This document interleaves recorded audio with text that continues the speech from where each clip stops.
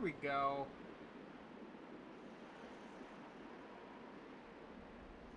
Alright. Yeah, I had to fight with the encoder to make it start. Go figure.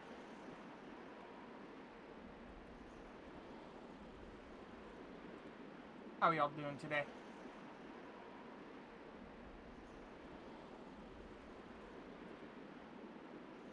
Spent some time tuning the encoder for the Twitch output, so hopefully it's a little bit better.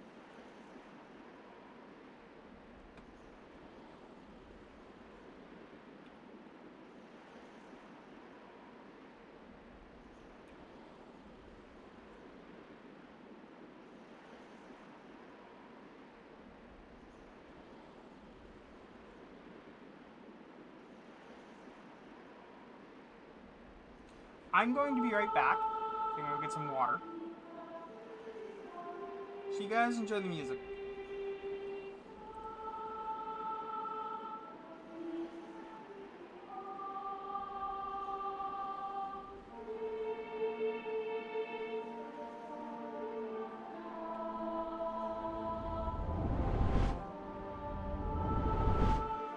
I was hoping I'd restart the timer.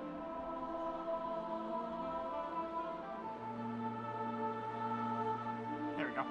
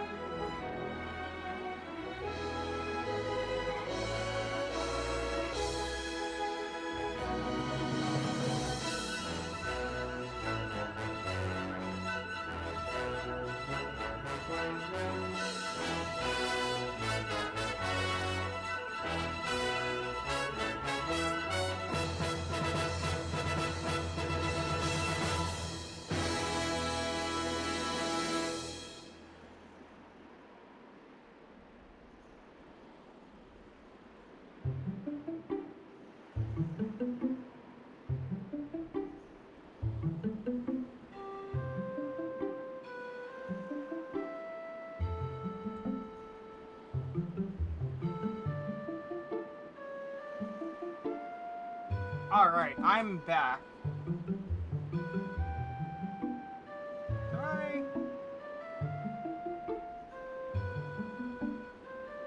I did not.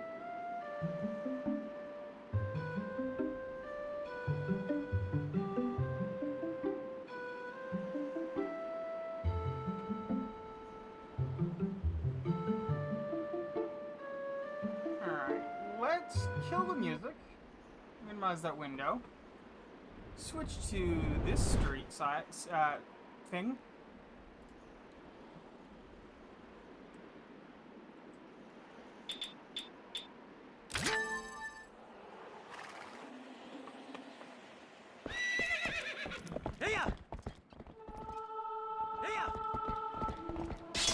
I do find it interesting that how they put that menu prior to the like even the opening cinematic. It's certainly clever.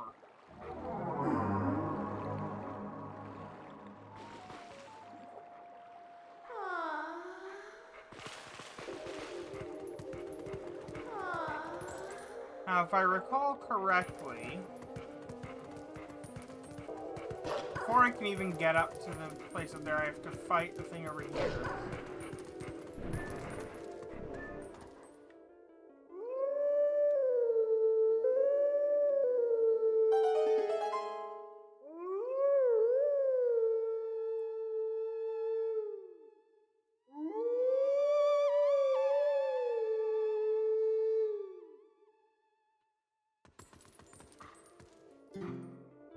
Yeah, okay, fair enough.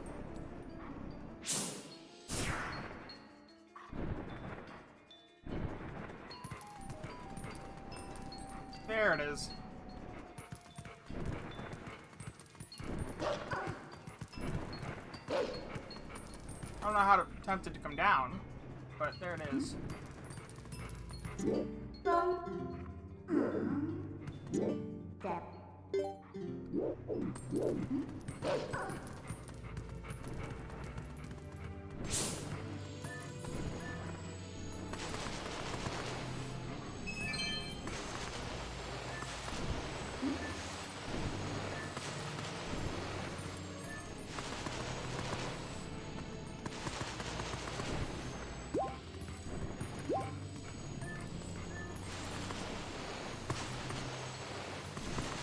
So I found out that you can buy replacement magnetic buttons for the Steam Deck, or Steam controller today.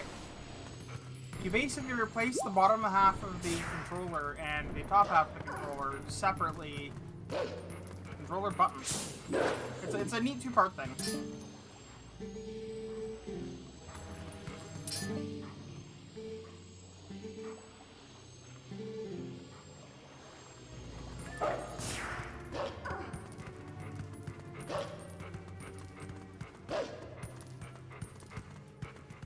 I'm doing a terrible job of explaining it, but...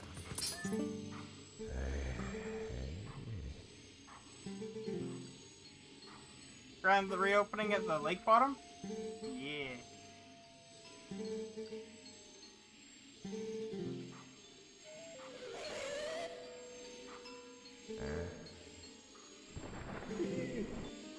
See, that's what I was looking for. Also, isn't there like... Or, yeah, you know what, we're too shallow. I'm pretty sure there's like a chest up there.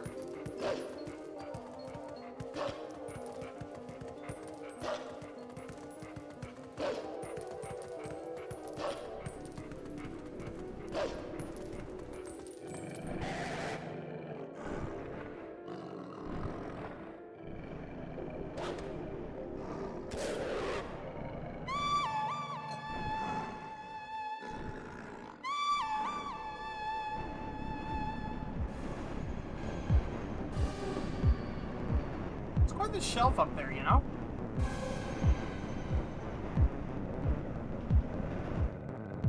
Most lakes don't end up very deep when they're full of soil like this one.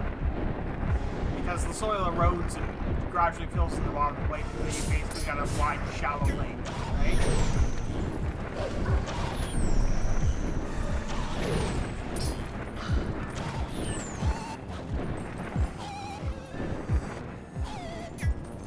Which means that the temple down at the bottom is probably doing a lot of work pumping out all the mud that otherwise settles.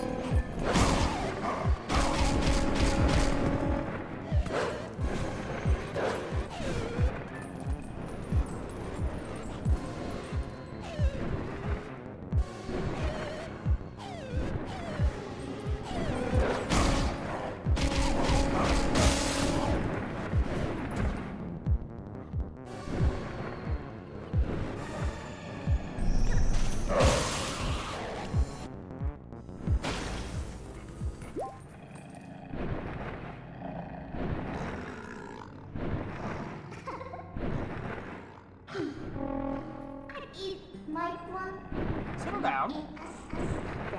Other woman doesn't even, like, sit on it. She's just standing on him.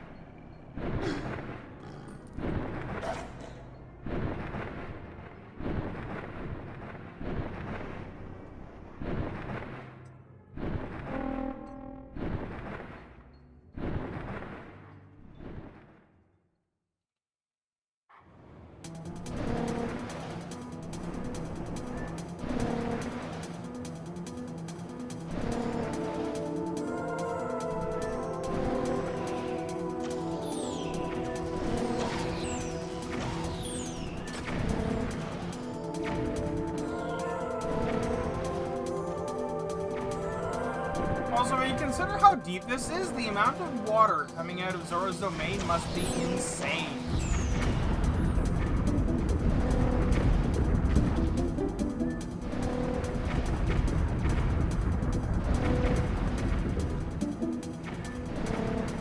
Like, the volume must be absurd.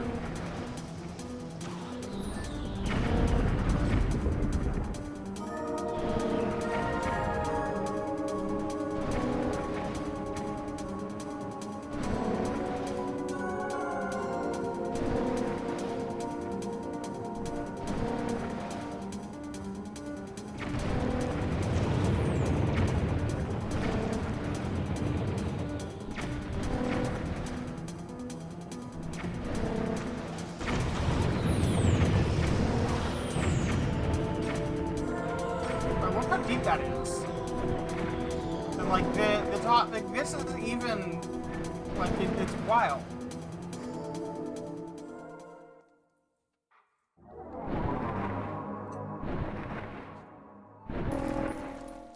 Like, never mind really refilling quickly once you melt Zora's domain. It should take months, if not at least weeks.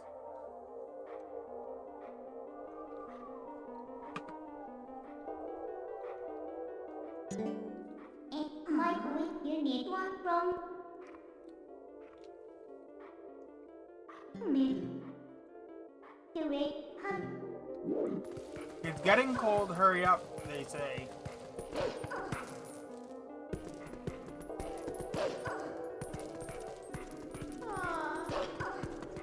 I do love the callback right there. That's the symbol of the water spirit. The Nehru, I think? I mean, I'm probably wrong, but you don't see that much in this game.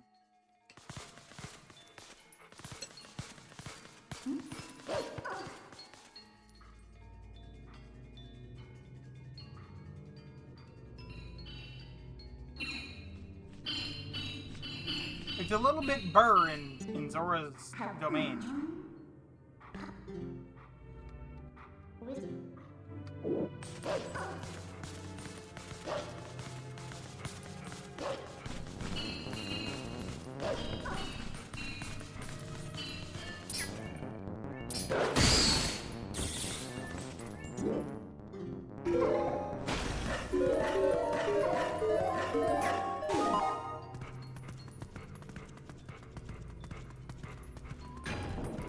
Which feels like I'm saying something about Lego City, to be honest. That's not what I did.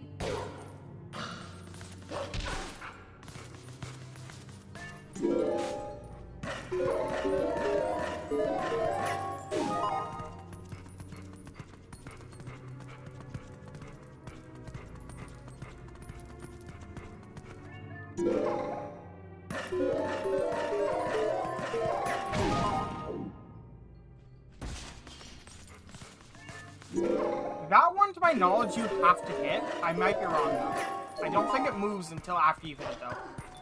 Unless maybe if you just stand there for a moment it falls, but... Keep the way with gun up and the way rest you need is how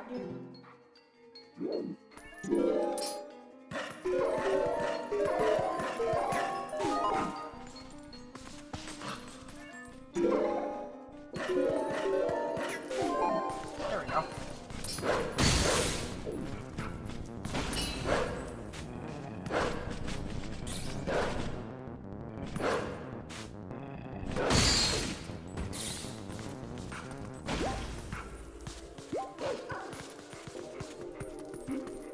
Yeah, okay, fair. Not really meant to be going down there anyway, yet.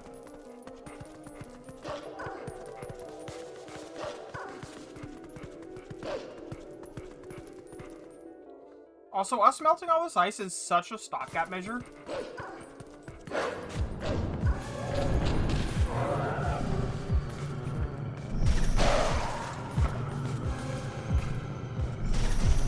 Like, we do eventually solve the root problem. Also, I got fucked by the wall there.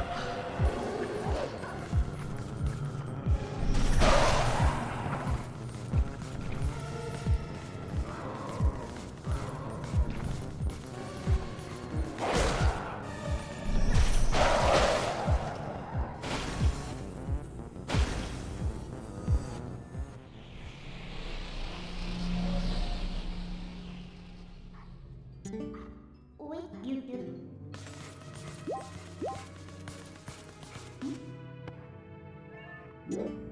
Yep, anything.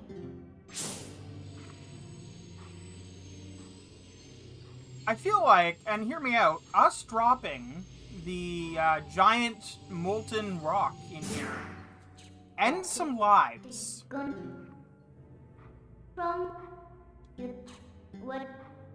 Yep. Think you should know.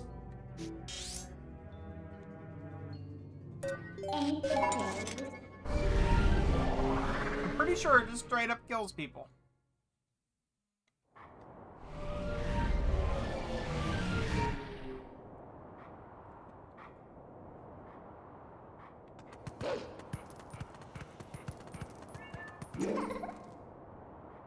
Feel what ain't good. What my I remember the first time I got to this particular thing here, I was like so confused. Like when it was like, yeah, you gotta throw out the Zoras, and I was like, how the hell am I supposed to do that?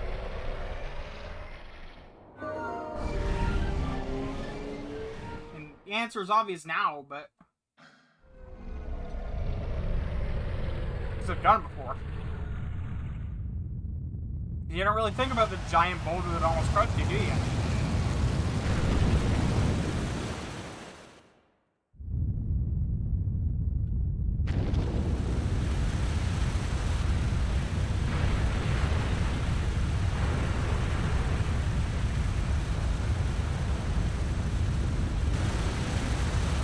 I additionally submit that there should be a whole bunch of Zoras that got washed downstream. Also, why is this the one time we get teleported in there instead of in the water?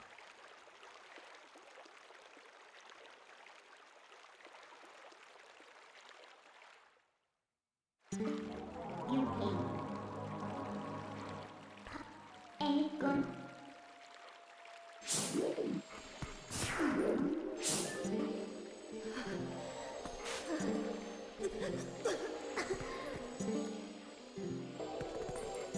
It's a good thing that Zoras can apparently survive being frozen in ice like that. Because most creatures can't. A very, very limited selection of creatures capable of that. Hey.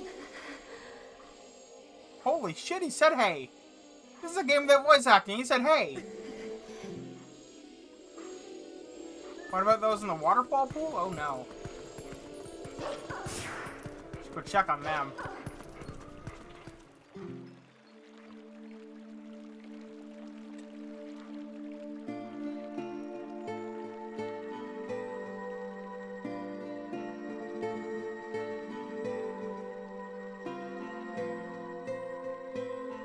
You know, I do want to submit something. It's a good thing that spirits are immune to the twilight.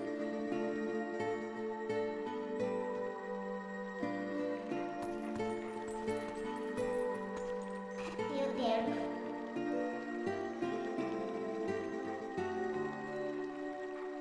The Dark Ones raided this village, and as a message to my people executed me before them, I command you who take the form of a proud beast, as I'd ask of you, when the Dark Ones descended upon our village, I sent my young one Raulius to Hyrule Castle to inform Princess of her fate. But I fear I allowed him. I fear danger followed him from his new place. Alright.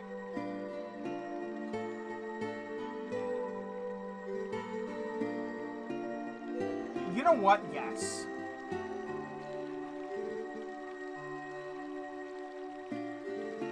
You know, they use big words like respire, which is great when you're older and you know what respiration is. But, like, sometimes when you're playing this game for the first time, it's 2008, 2007. You're still pretty young. You have no idea what respiration is yet. You will later, eventually. Initially, though, not a chance. People plus folks. Maybe country.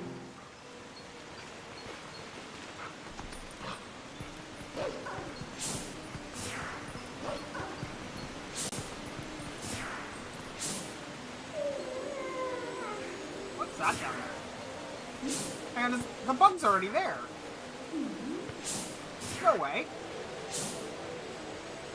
That's the bug. That's where one of them starts at.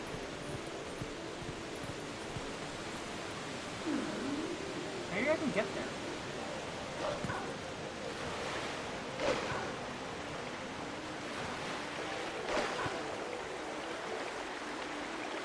Oh, okay. The bug was already there.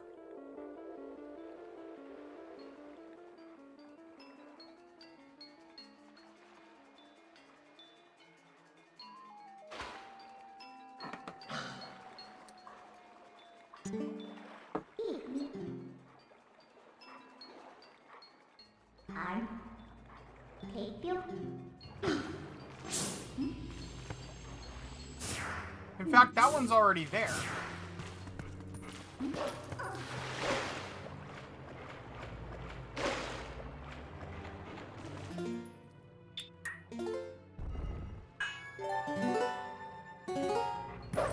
I'm gonna do something that might break the game.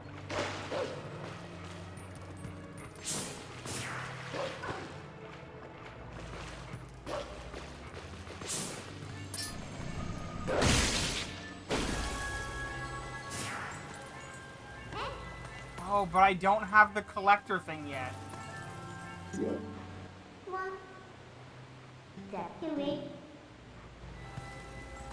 I wonder if that'll still be here when I come back. Still, that's cool.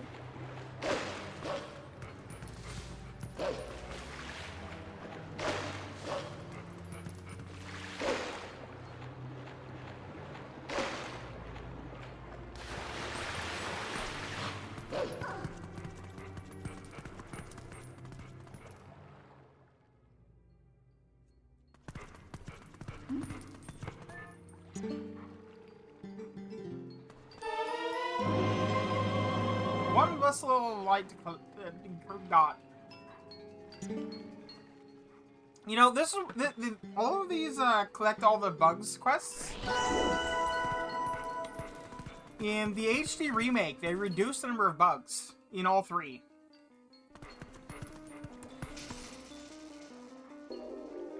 In fact, not only did they reduce the number of bugs in all three, it's still there. But they ended up,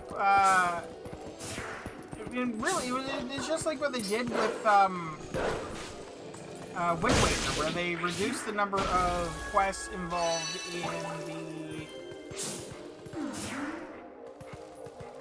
I'll get these ones over here first.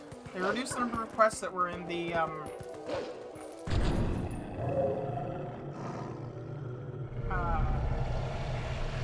Twilight Pieces quest, whatever you want to call that. I think there was like 16 and they reduced it to 8. No.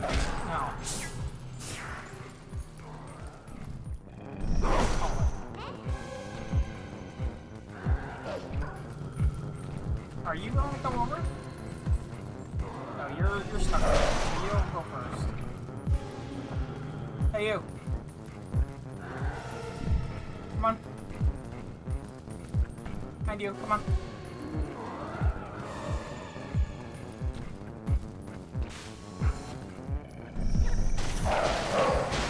There we go.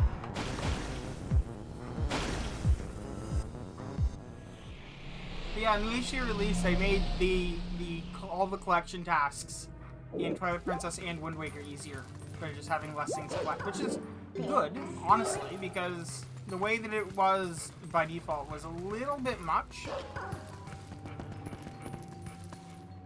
Alright, so I actually need to go over there. Just double check.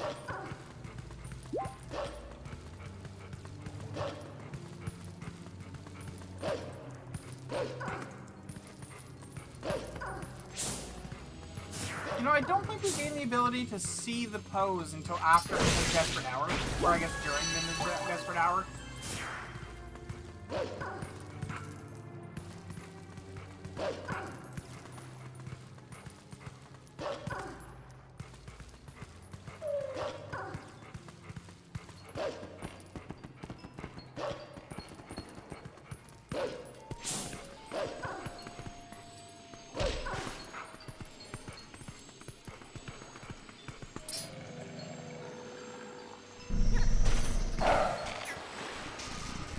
That almost works.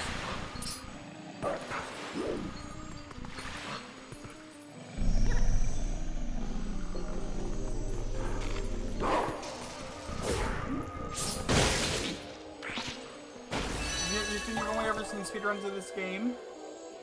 I might have seen you play it, but I mean, you definitely saw me play it, but...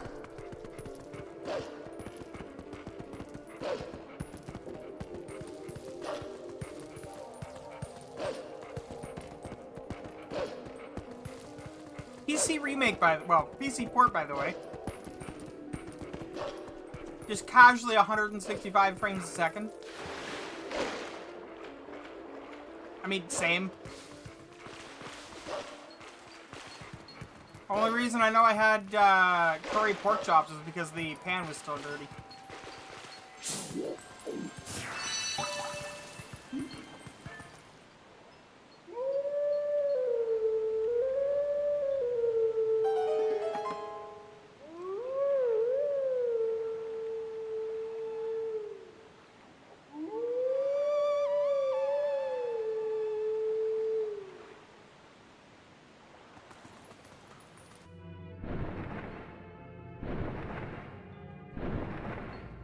Also, not gonna lie, the ability to compile this game for PC is so good. Because I just compiled it against a version of STL3 that supports my Steam controller. And I did the same thing with Super Mario World. So my Steam controller just works without needing Steam open. Steam is not open right now, and I'm using my Steam controller. And all of the features that entails. It's so cool. Thank you, Valve, for making that happen. Wish you could have done it with the first Steam controller, but, you know. Honestly, probably would have helped the support as the years went on.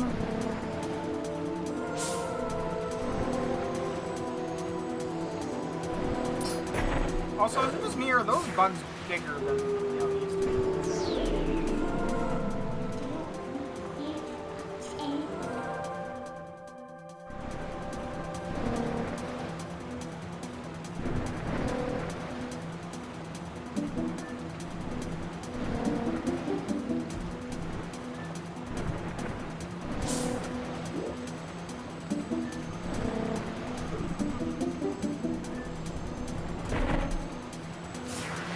Not going well. Yeah, no, yeah.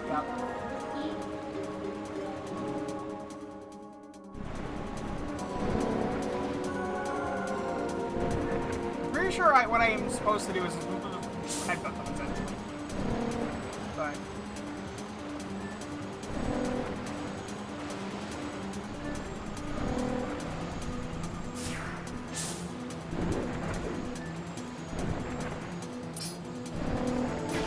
There we go.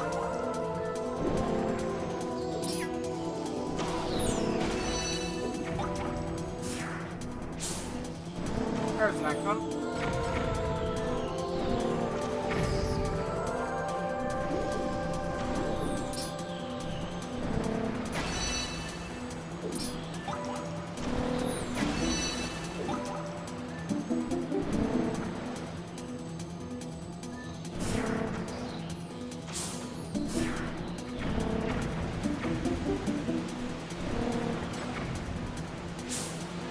Also, can I just say this game runs friggin' fantastically at 165 frames a second? Which, by the way, is just the cap that I set because that's what my monitor can display.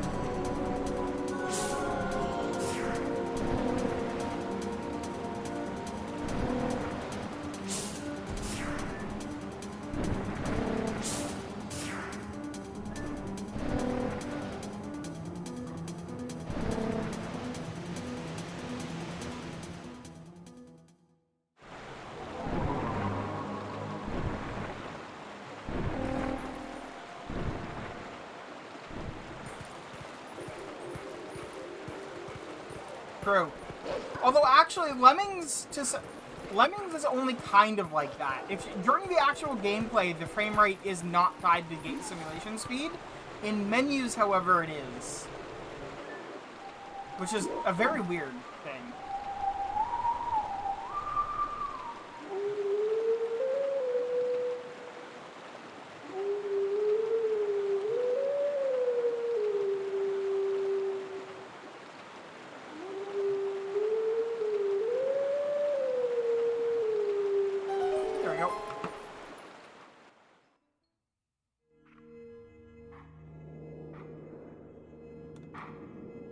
Also, a lot of camera movements are a little bit messed up, and things like that because of the higher frame rate. Because at 30 FPS, it's an instant transition. At 165 hertz, 165 frames a second, you can actually see the camera move. I don't know how well it comes through on stream, but...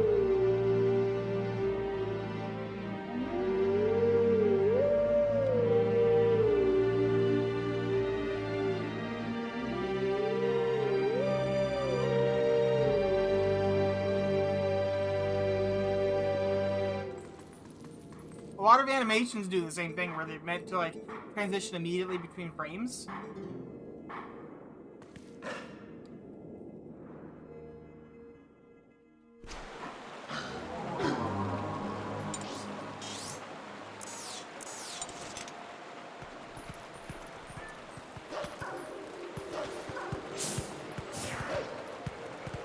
Wait.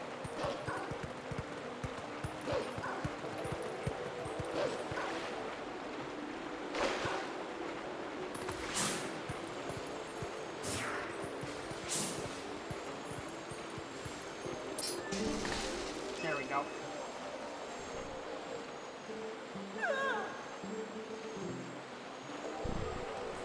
I don't blame her. That would be a terrifying bug to just have pop out of nowhere.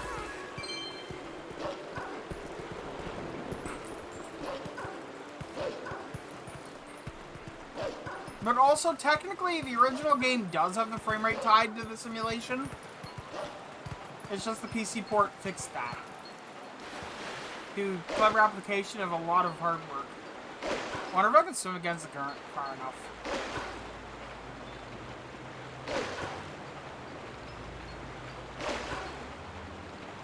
Yep.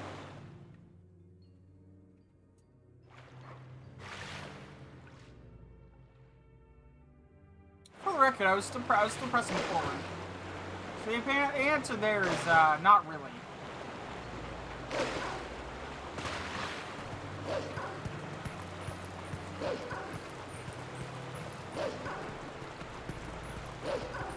Kinda, sorta. You can make it to the transition, but you can't swim out of the transition, so you end up getting sent back.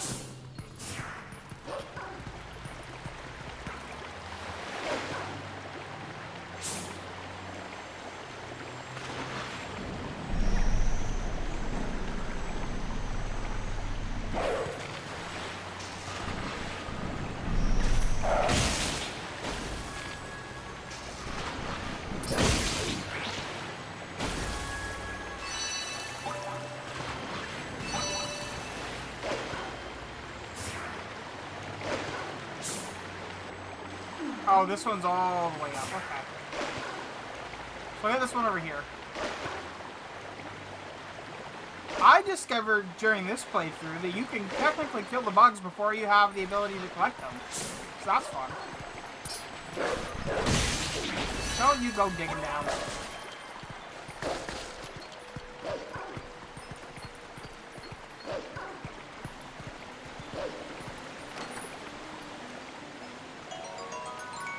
Casually steals 10 rupees.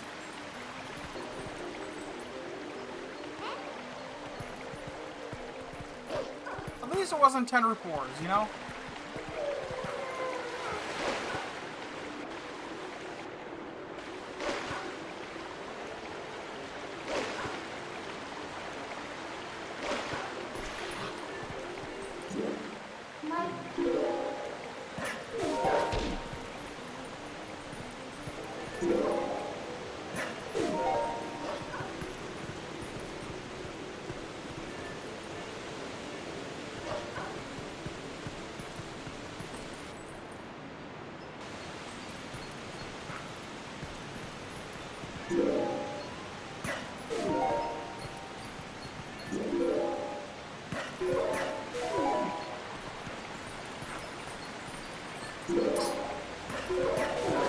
It's kind of disappointing that we never have another excuse to climb up this way. You know how the Jenga finding objects changes? I'm 99% certain that Breath of the Wild continues the kingdom. Yes, I'm pretty sure they do. But to be fair, that's the same link in the same time period, separated by like a year or two.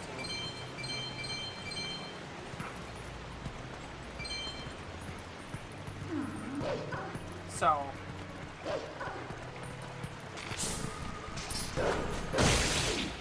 not the most surprising thing ever that doesn't change.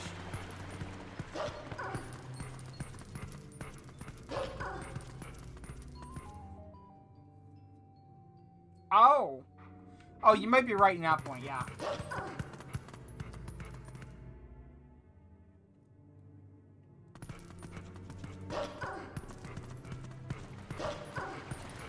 But also, I don't have anything against Nintendo just keeping sounds, so...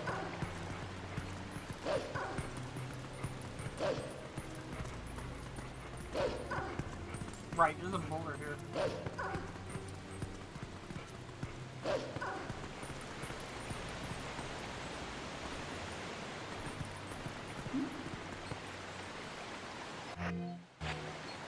You know, just occurred to me.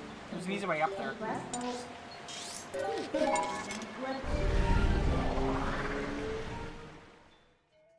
Yeah, it does. And it's the same thing with music.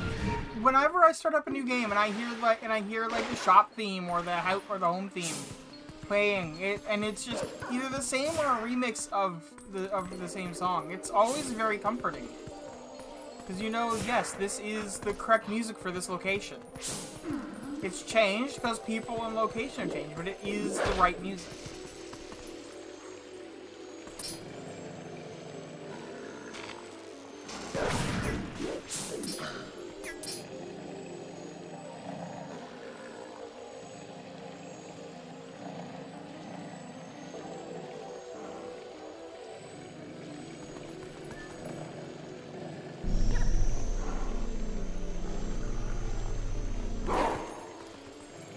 It literally has to die for me before I can attack it. There it goes.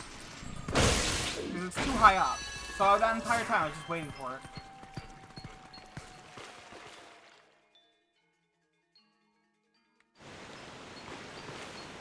I enjoy that they made this area loading zones actually like contiguous with where you're going through. If you go through in the water, you end in the water. On either side, you end up on the correct side. Like they didn't have to do that, but they did.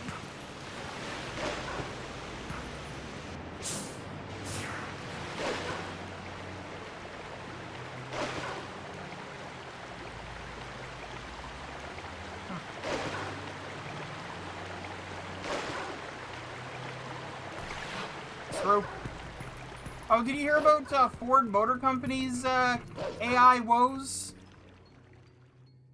They had to hire back 350 engineers because it turns out AI cannot build a good vehicle.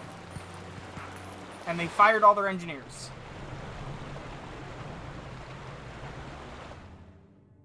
Gee, I wonder who could have told them that. How about literally everybody?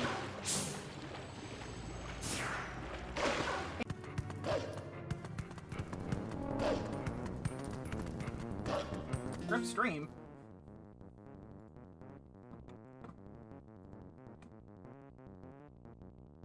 Did it go down?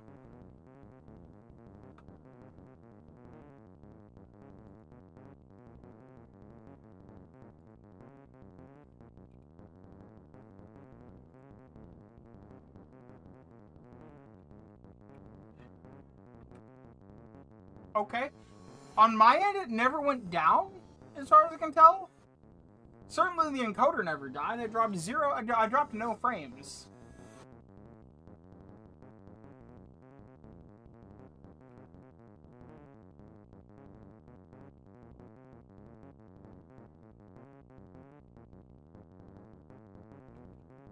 Weird.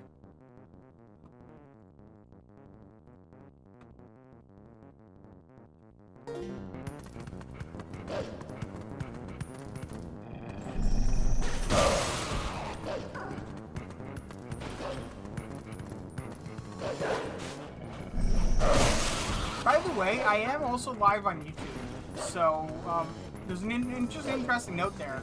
While I'm streaming H.264 6000 kilobit to Twitch, I'm actually streaming 20 megabit or 20,000 kilobit H.265 to YouTube. So if you want a slightly higher quality stream, that is an option. That being said, YouTube is better for me, so. Your mileage may vary. See back for details.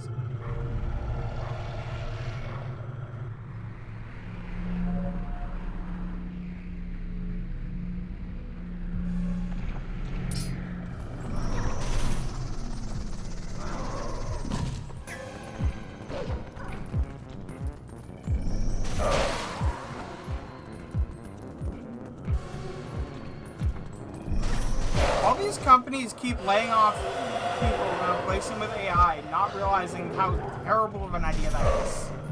Like, yeah, we're gonna lay off all our juniors and only keep the seniors. Well, what are you gonna do when all the seniors retire? AI is never going to be a senior engineer. I shouldn't say that. It probably will be eventually capable of doing that. But, like, not before you're gonna need... Not before the bubble pops. You're gonna need to keep... Institutional knowledge is what you're getting rid of.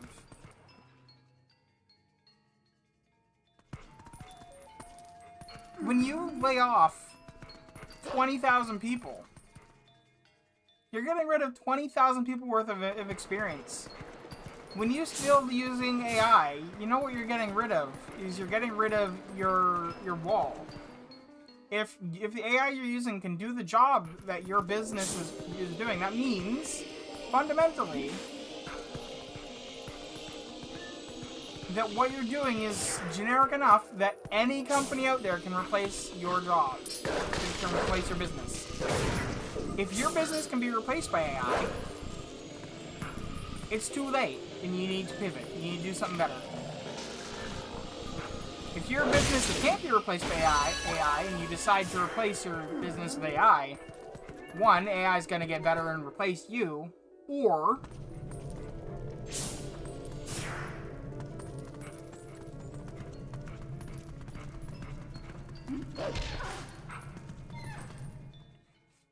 like either you're going to end up being replaced by AI because you've made the AI better at your job.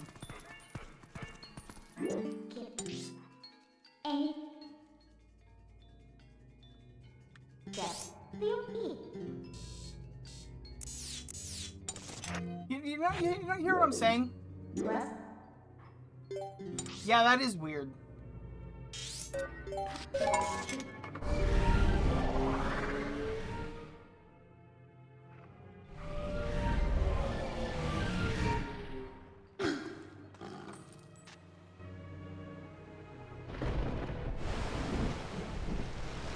Like, either the AI can do your job and your business has no moat, or AI can't do your job and you shouldn't be using it. Those are the options. And if you don't have a moat, your company's fucked.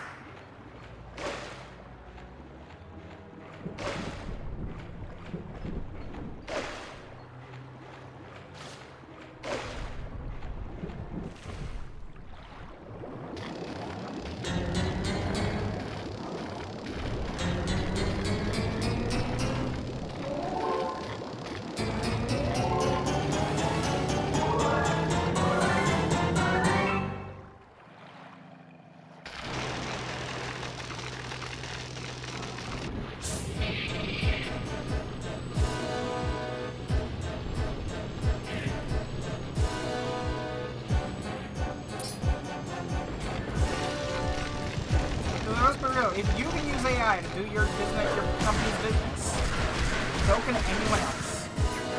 That's all there is to it.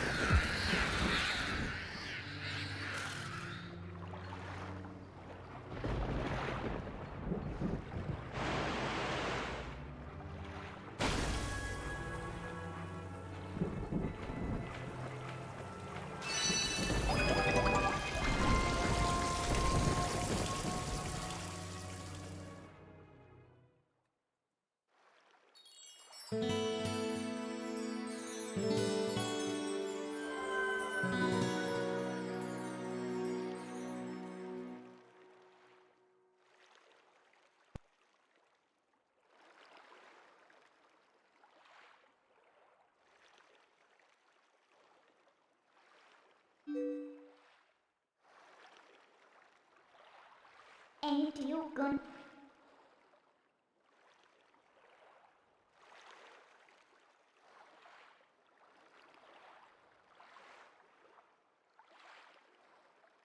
All right.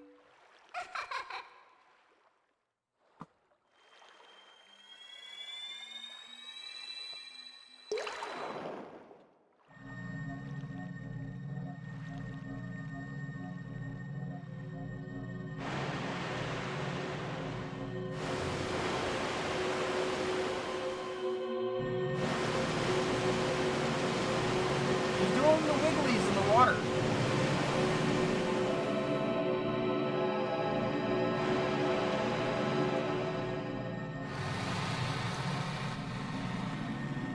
That would be terrifying.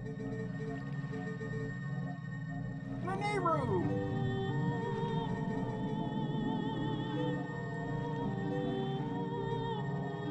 Our power that you seek, it waits at the temple set in the lake of Hylia. Yep.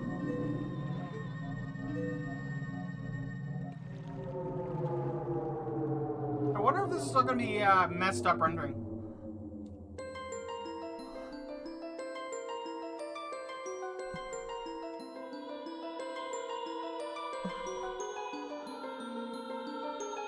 Yep, it is.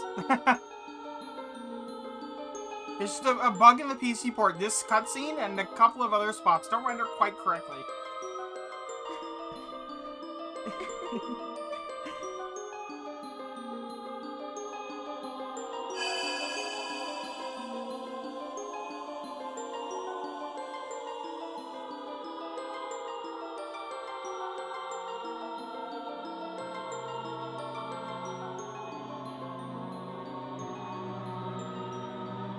That is like such a shiv. Like such a just never see that anywhere else in any Zelda game except for that cutscene. And it is just like the most shiv looking dagger ever.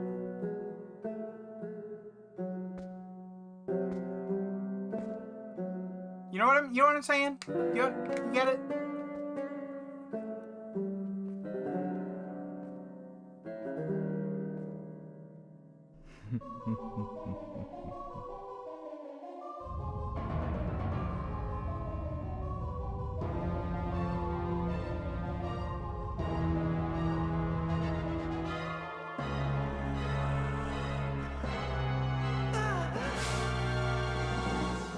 Get dissolved, idiot.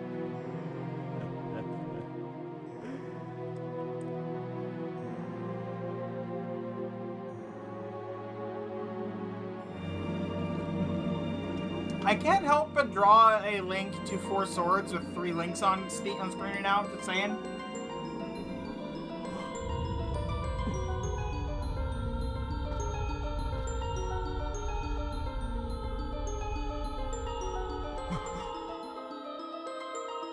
Especially given the presumed fourth link that is watching everything right now.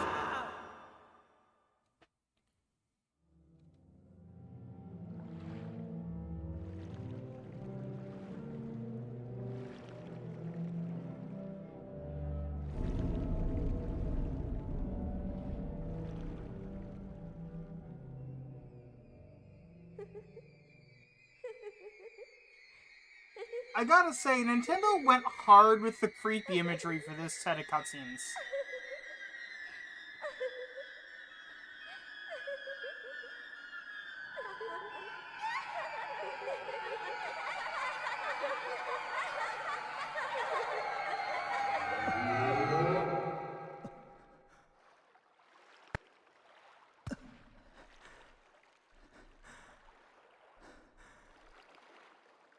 I'm pretty sure it's Lakitu that's controlling the camera.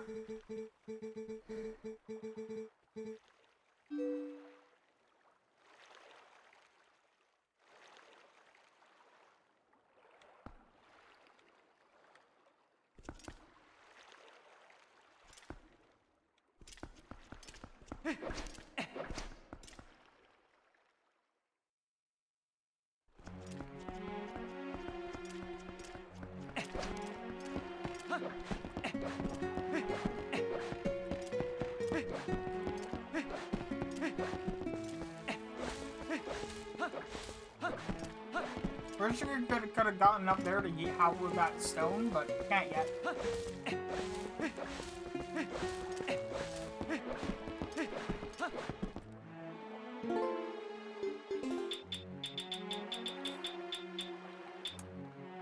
There we go. Link as, honestly, I wish I could play through the game as. Just for the fun. But unfortunately, every time any kind of cutscene plays, it resets his clothing. But it does work really well.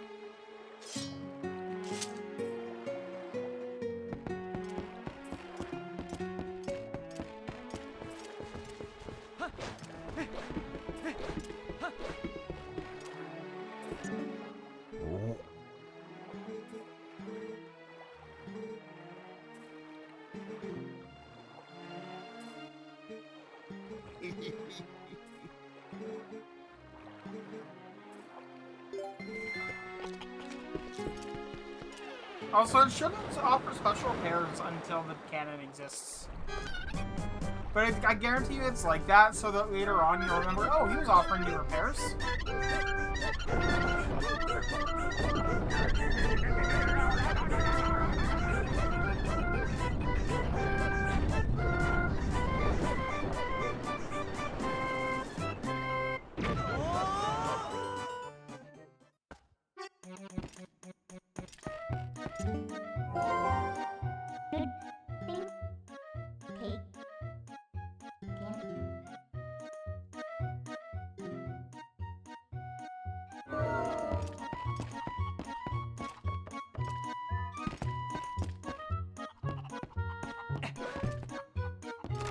Alright.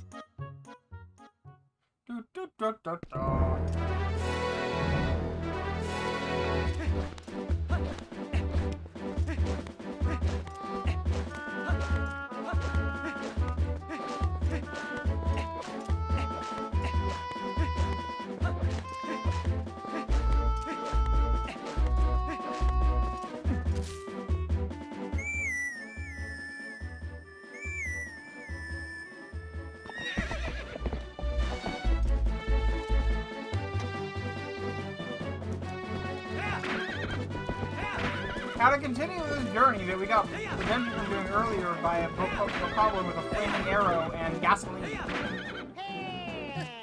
And mail.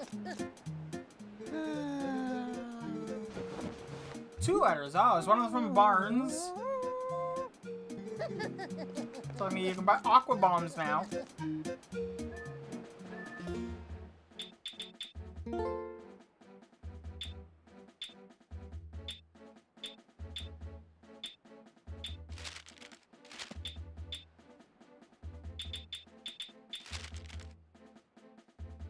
Yep, water bombs.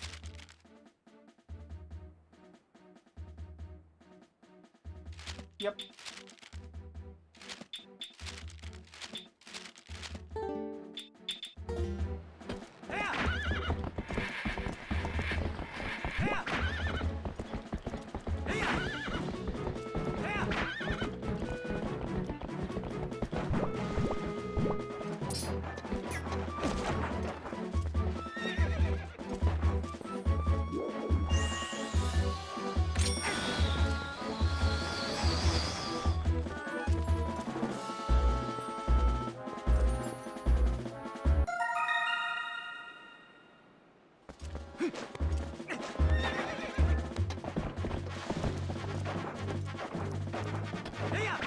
Pretty sure there's actually a bug over here that I missed.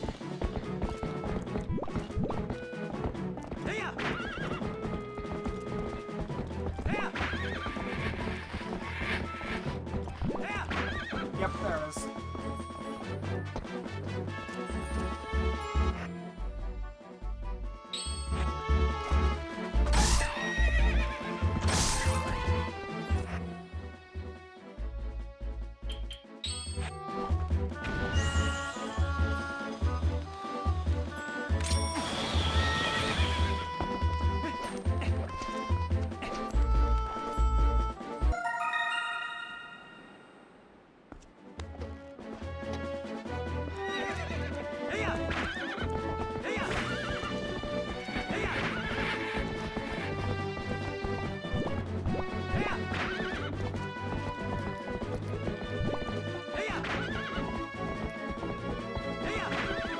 You know, for some reason, this just reminded me of a, unironically, actually kind of decent game.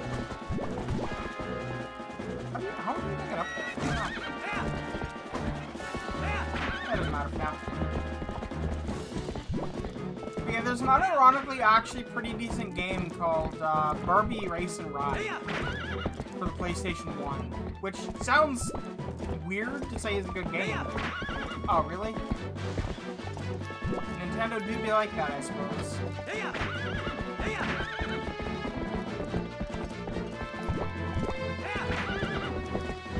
How does the mailman get around? And why did it rain for half a second?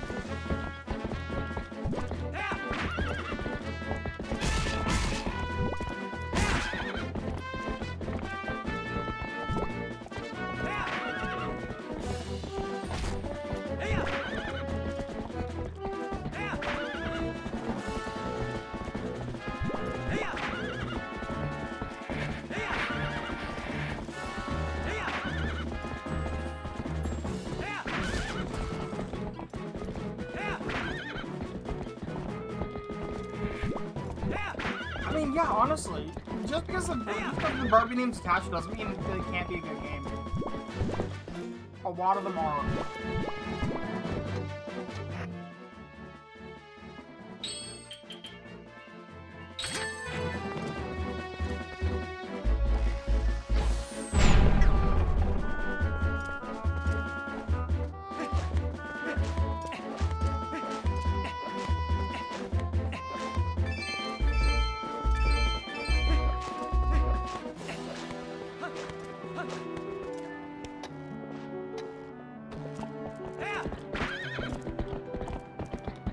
I'm literally only going this way so it gets added to the map. There we go. There's nothing down here yet for me, so.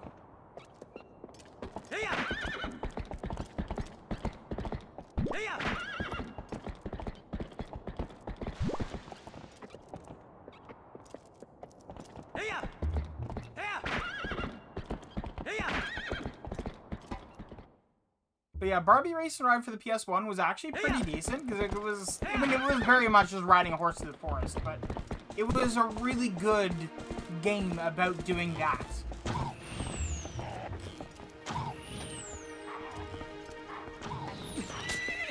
Oh, so okay. As I understood it, Microsoft was like, has like 5 studios that they have said either go indie or shut down, your choice. So I'm glad to hear Double Fine's going back to indie instead of just shutting down. Either way, fuck Microsoft.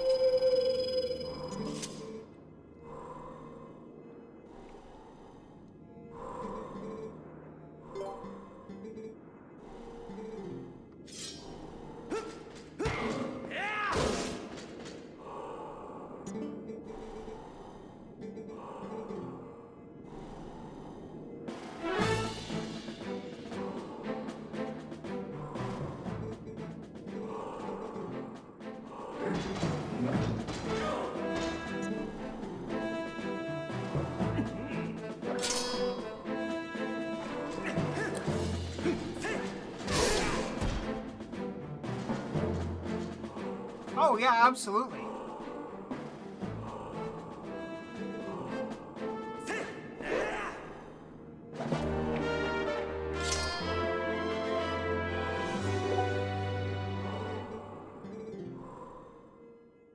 Do not neglect your daily sword training. I got news for you, bud. I couldn't if I wanted to.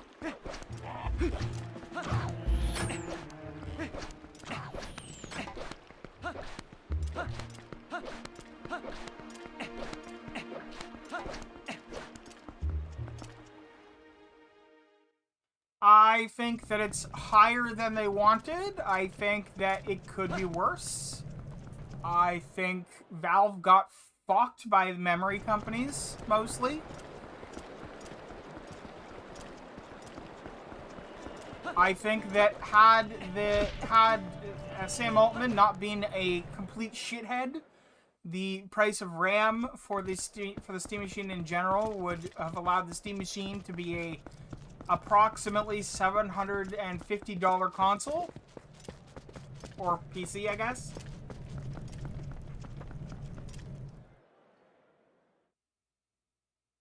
Yeah, honestly, I think people are looking at it and saying that's too expensive, but then not really considering how expensive a PC is right now.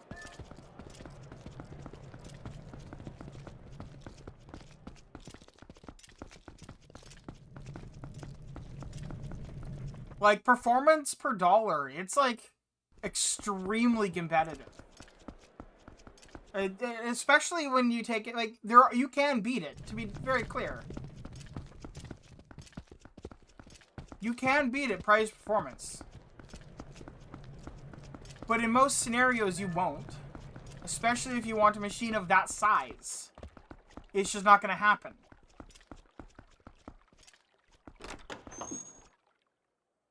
It's so small. There is a couple examples of people that have built machines that small, where they've had to angle the motherboard so it goes, like, diagonally across the case to make it fit, right?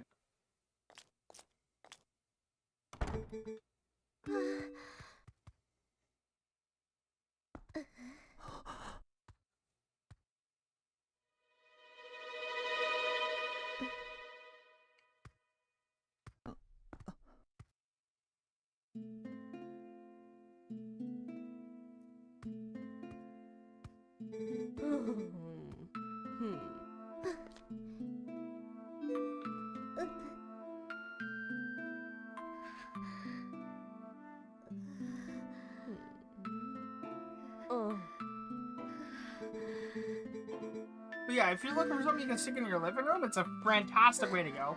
And as Val said, it has a stated performance goal of better than 75% of PCs running Steam today. The people that this is marketed to are not the enthusiasts. It's marketed to everyone who's gaming on an old office PC with a GPU in it.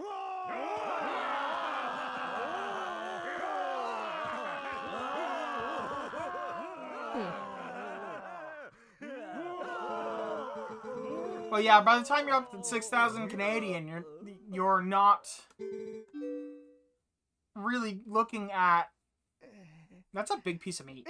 By the time you're looking at 6,000 Canadian, the price of RAM is a lot smaller percentage of the cost. When you're looking at like a $700 computer, the RAM could be half of the cost of the device. At $6,000, it might be a 16th of it. It matters a lot less. Well, not necessarily the most expensive part, but certainly up there.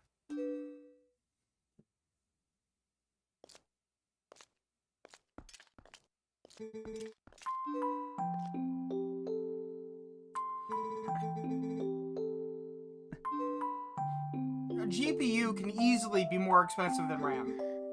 SSDs are getting up there too, which is so stupid. SSDs and hard drives especially are going up. Hell, DDR2 is going up! There's a DDR2 shortage! Did you know they still manufacture DDR2? It's used a lot in industrial devices, so they still make it. They're having to spin up more production lines to make fucking DDR2. Because people are that desperate for a computer that they're buying DDR2 era computers. That's your Pentium 4, possibly some late Pentium 3, I'm not sure. Through to fucking, like, 2nd gen i7s, I think? 2nd gen Intel?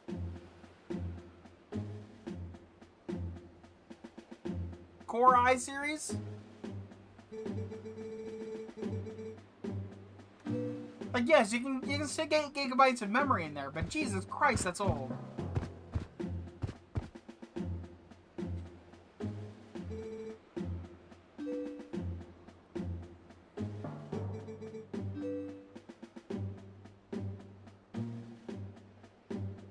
This is an epic cutscene thing that we'd never see them do. Ever again. Like, that was such a clean transition.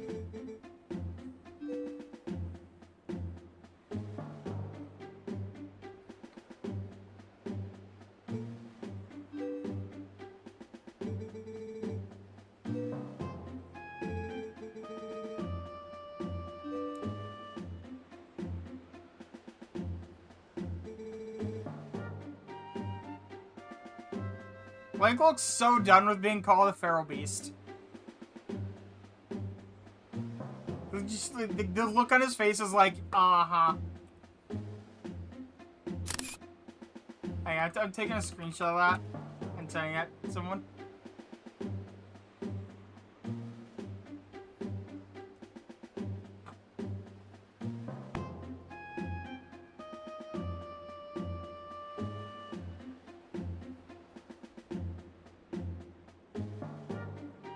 There we go.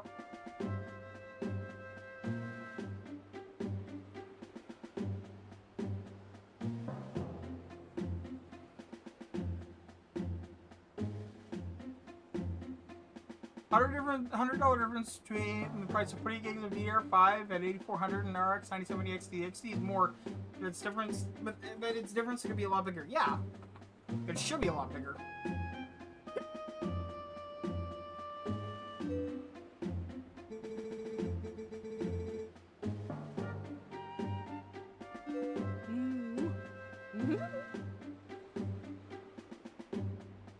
The look on Link's face is like, I'm getting laid later. Okay, so first of all, I want to put that just there. I want to put that there. Because I can gyro on a horse.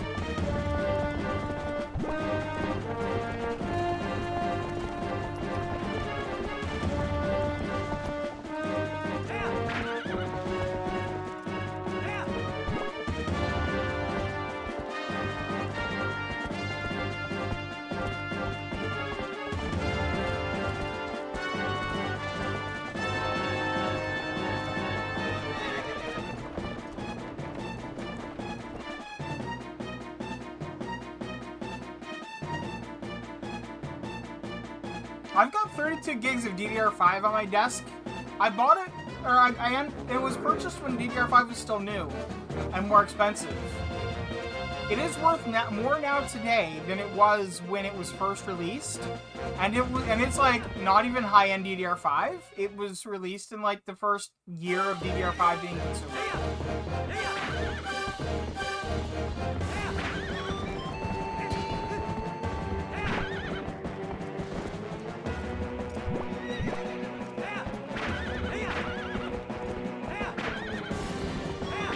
I don't even have a DDR5 system to put it in.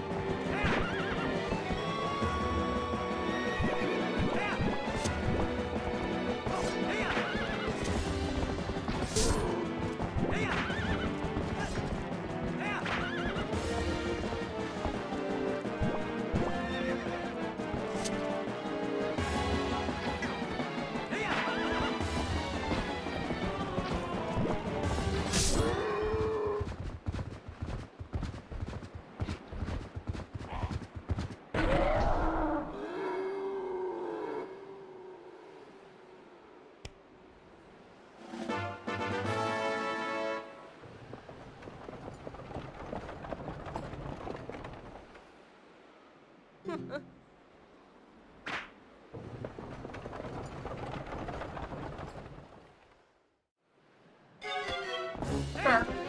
Although it is worth noting that the difference isn't as big as you might think.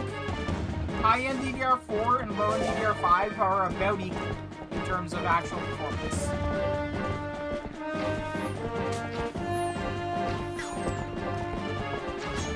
Wow, I am...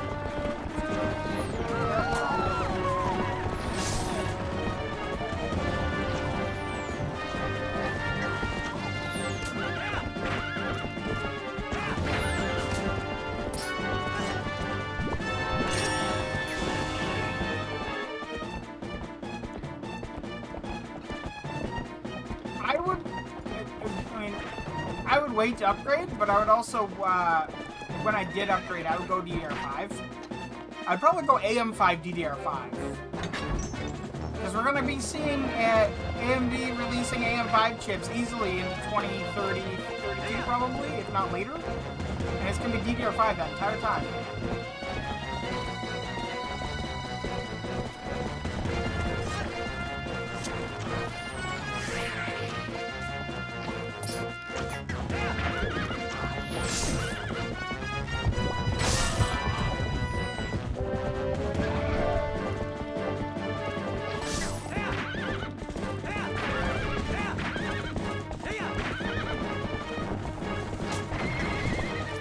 Damn it!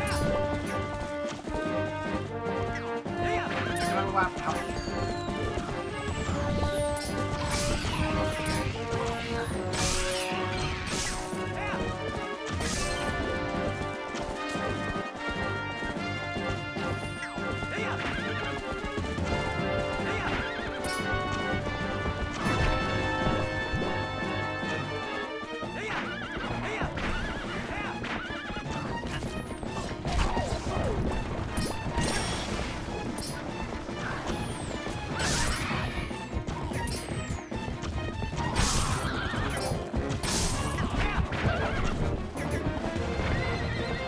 What? He wasn't even... I killed the bird before I could drop it.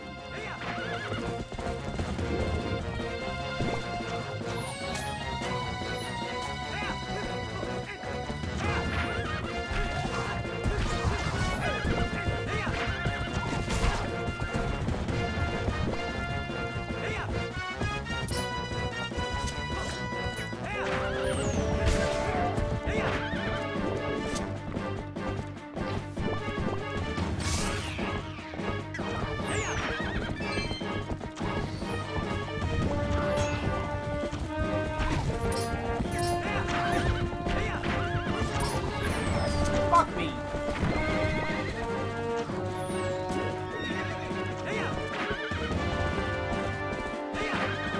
Thanks for the follow.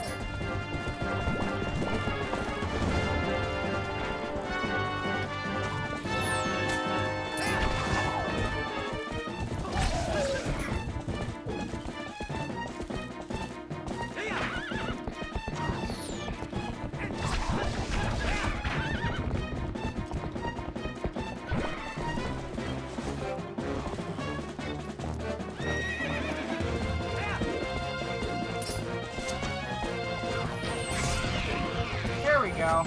Now we'll turn left.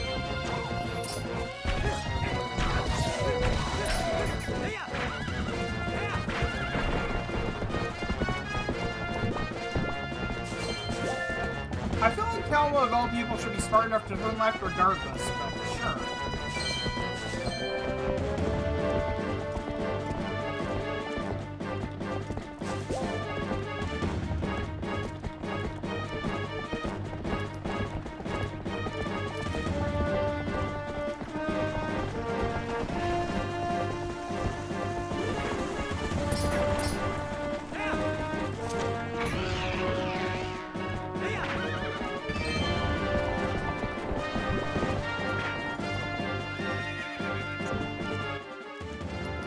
I'd love to. I'm trying to get off the horse, but it's the same button as Talk to Kelma.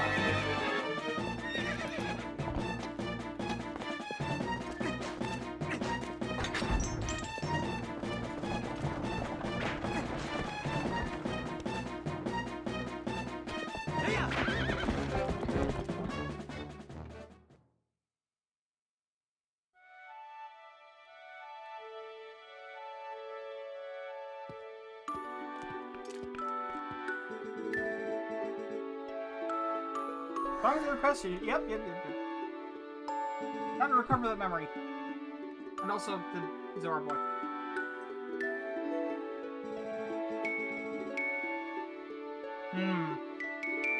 Not good news.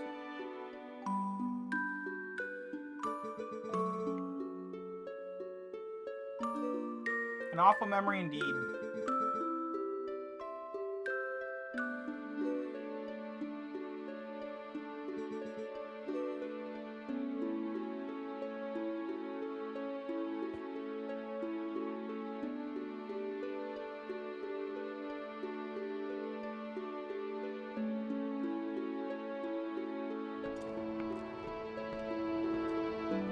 I just noticed her arm renders incorrectly above that railing. Hey, you better look at it.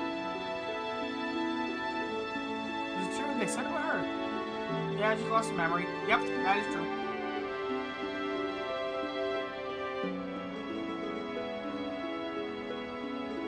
I love the industrial metal sheeting they use here.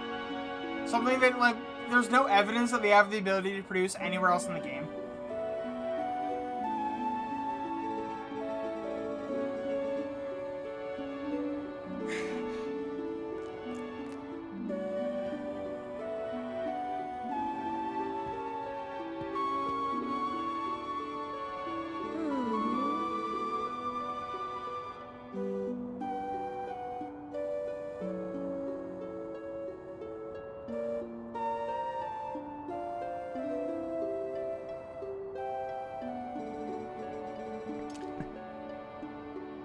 Oh, I am gonna put him to use Hyrule.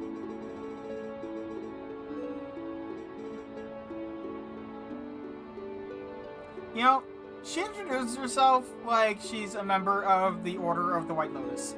I kinda dig it. I've been watching Avatar: Last Airbender.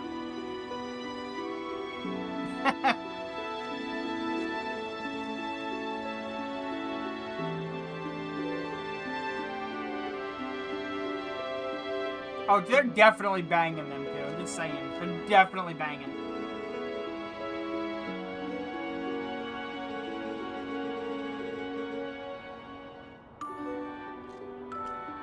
Just casually letting us know there's a way to sneak into the castle from a bar.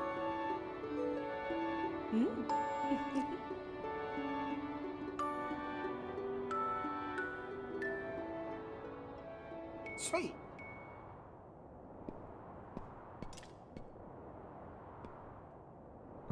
Link feels a disturbance in the Force.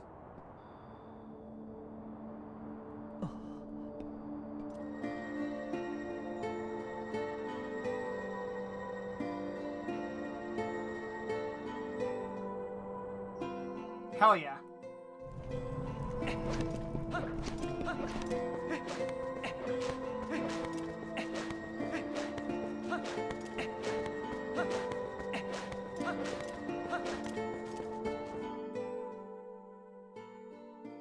Oh, that's really fast.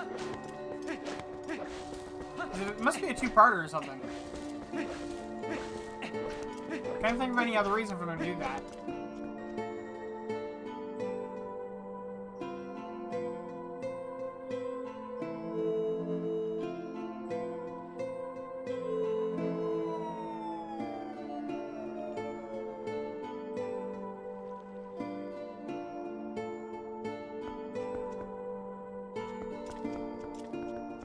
Interesting.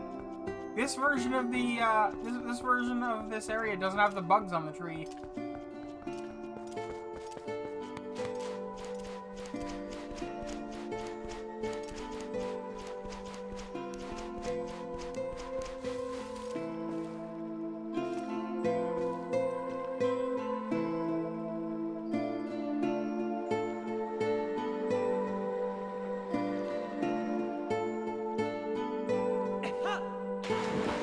Weird, but cool.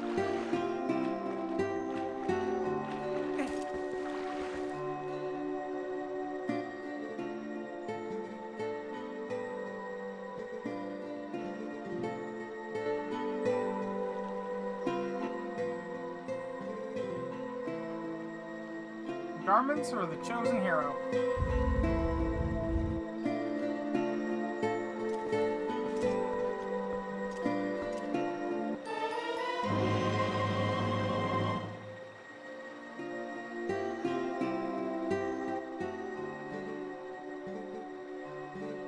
Tell him he must not grieve his mother's passing. Tell him she wanted him to be brave and live on as favorite people. And tell him that his mother loves him without him. That's heartbreaking, but okay.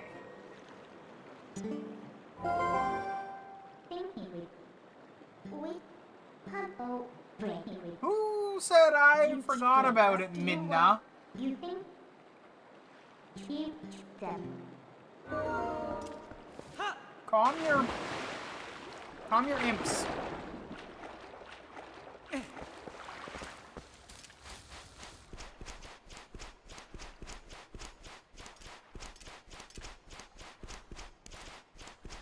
Also, before I go to the temple, I've got some stuff to collect.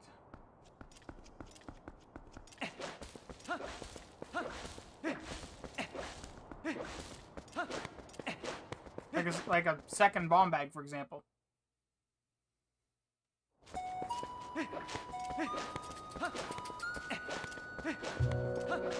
Also, are you taking donations yet?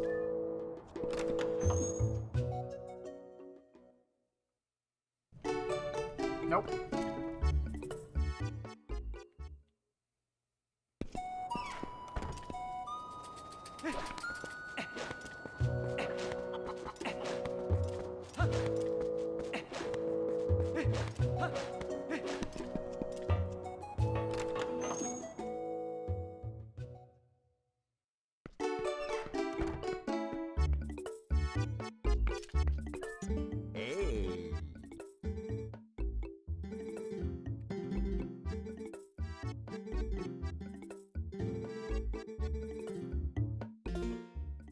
Alright, how do I get back up river? Because I can't teleport there.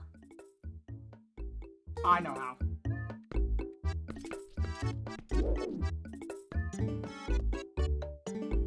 Hi.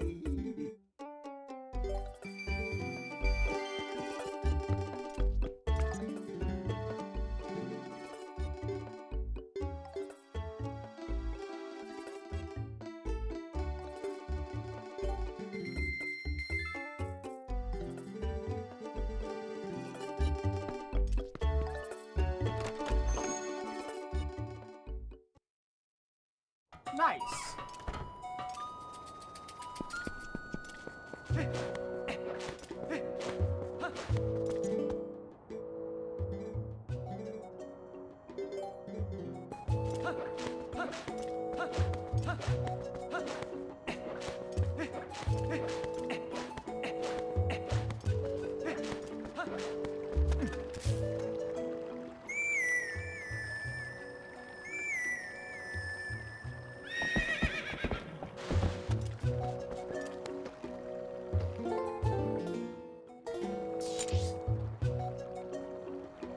I want to go up there, and the easiest road is right there. Which means I need to go... I can't take that bridge. So I need to take the long way around and make my way up there.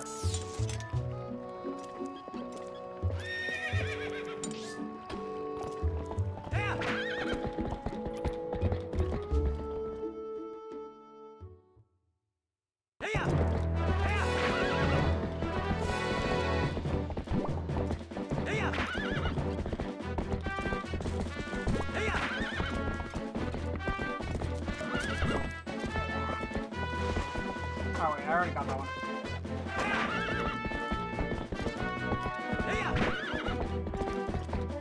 I haven't worked out what the blue arrow on the map is. The blue arrow is where we were last, like the last entrance we went through. Every time there's every time we enter a new area, whether it's a seamless-ish transition or not, it updates the position of the arrow.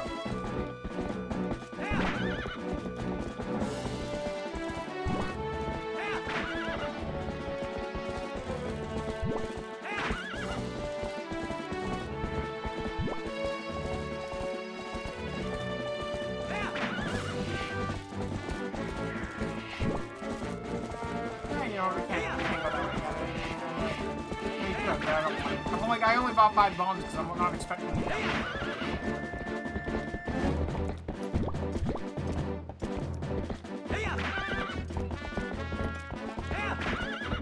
Yeah, that's what the blue arrow signifies. It's a scene load or an area load. Whether you're going through a door or a area, the field, it doesn't quite load as quickly as it needs to, even on this. It seems to be bugging the code. I dropped a message like, hey, can you like fix that? And no. I mean, there is a chance, but they have to figure out why it does that.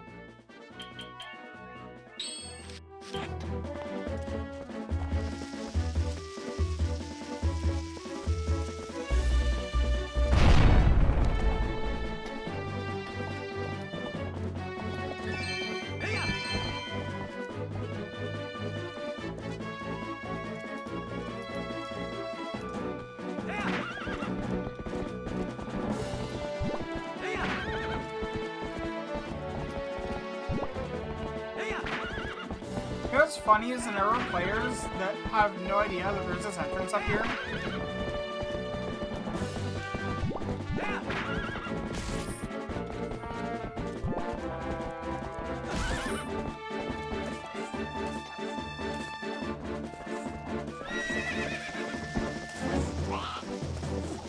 Because nothing in the game actually requires you to use it. You can't just not come back here until after you teleport.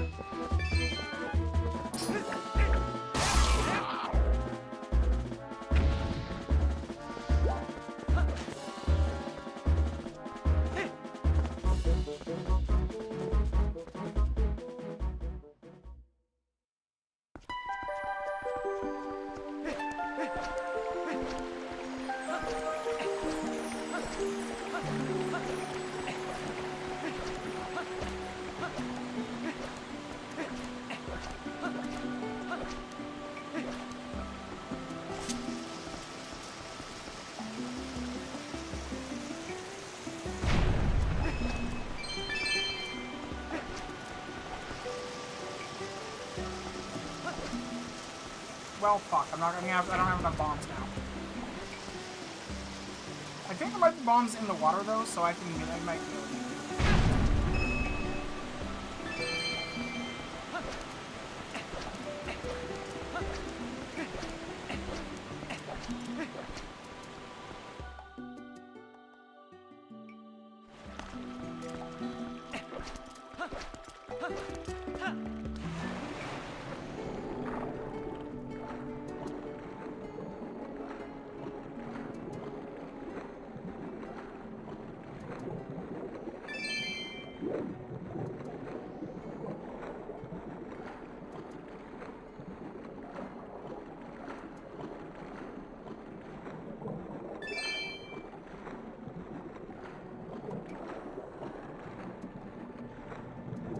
I mean, I'm hoping I can get bombs in the water here. Otherwise, I have to go all the way back to Kakariko.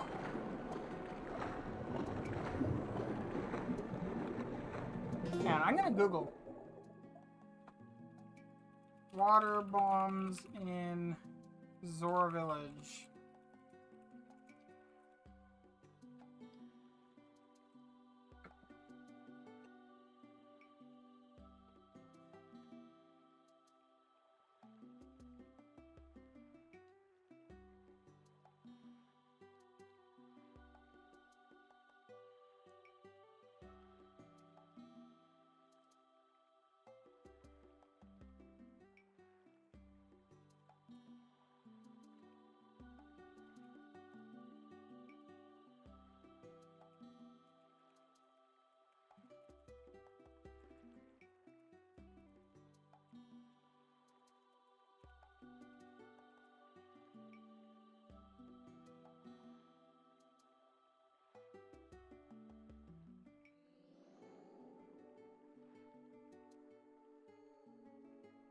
Okay. So the answer is no. And thank you for that. The ban, I mean. Fuck.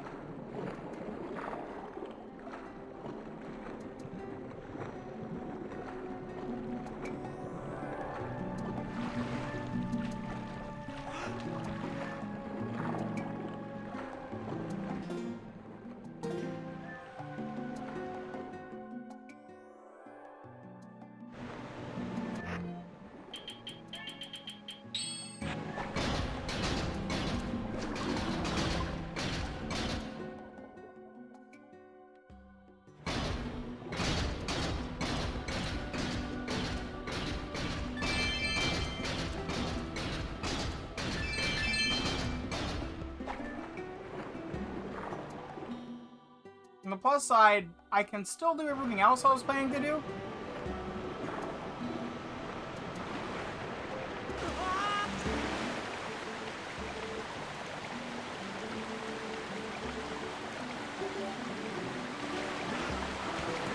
Fun fact, the cutscene that happens if I say yes to him in the original game technically overflowed memory and corrupted it.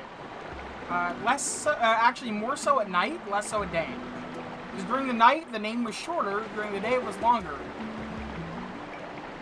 But it would cause just massive amounts of, well, massive, I mean, 23 characters worth of corruption.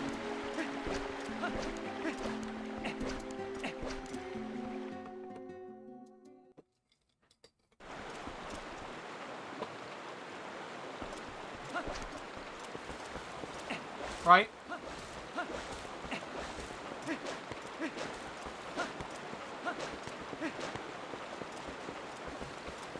On Windows, that works fine, by the way. On Linux, it throws an error and crashes. Okay. You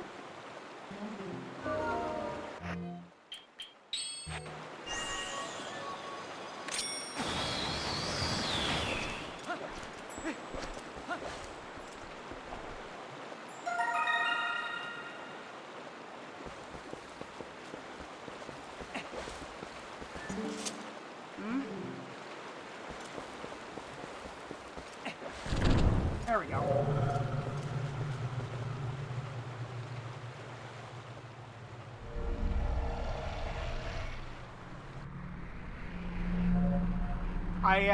For what it's worth, I submitted the bug report to fix it during the day, but I didn't realize how much longer it was at night. Because the day name didn't, like, specify day. The same crash also made it so you couldn't actually enter the Temple of Time.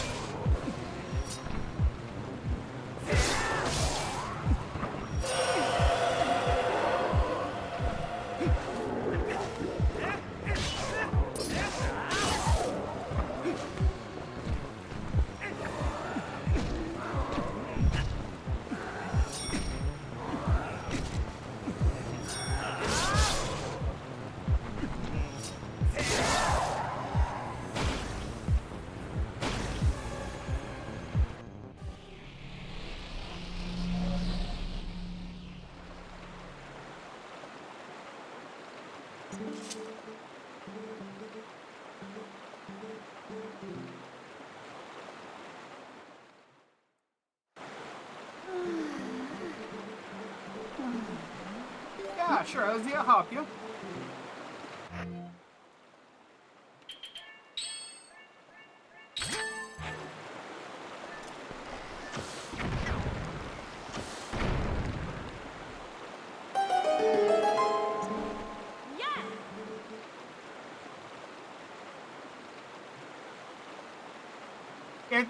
And to be fair, it's tutorialized in the very first fight against them.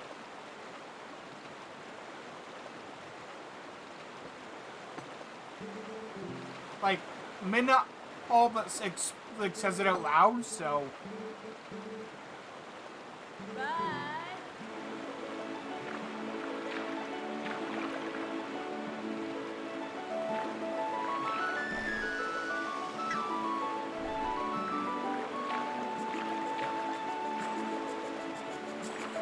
There is somehow an achievement for doing this perfectly. I'm not sure that's possible.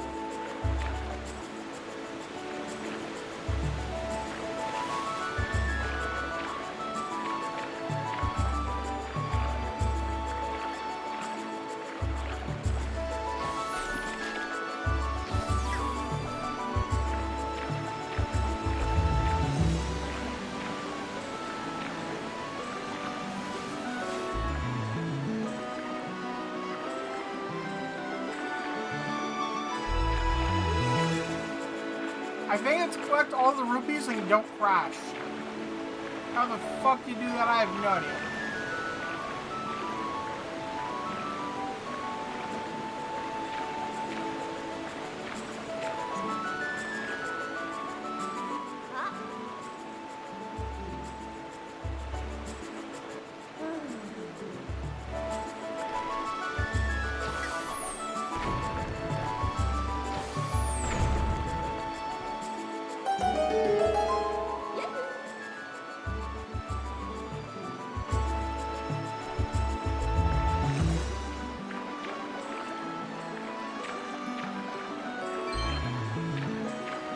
I mean, it could also literally just be don't crash, period.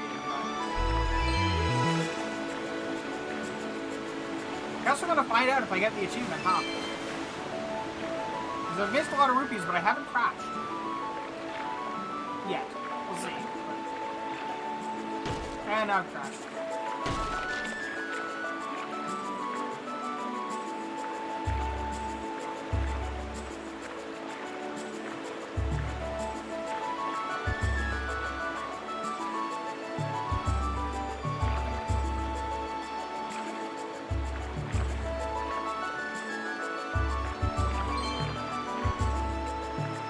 I don't know how exactly they expect this to work.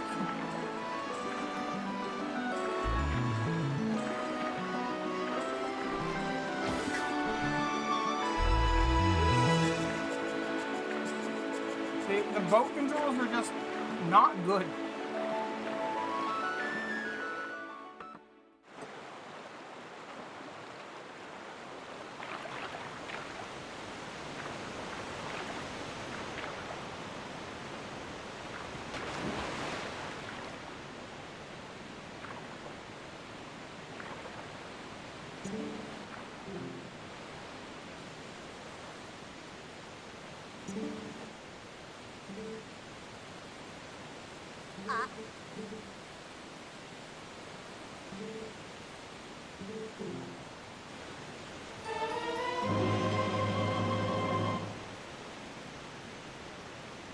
Well, I mean, that particular... I mean, other than the lack of a complete nosedive at the end, that particular boat and that particular waterfall, I guess... I mean, maybe not the boat, but the waterfall is more of a water slide. I mean, look at the angle on it, right?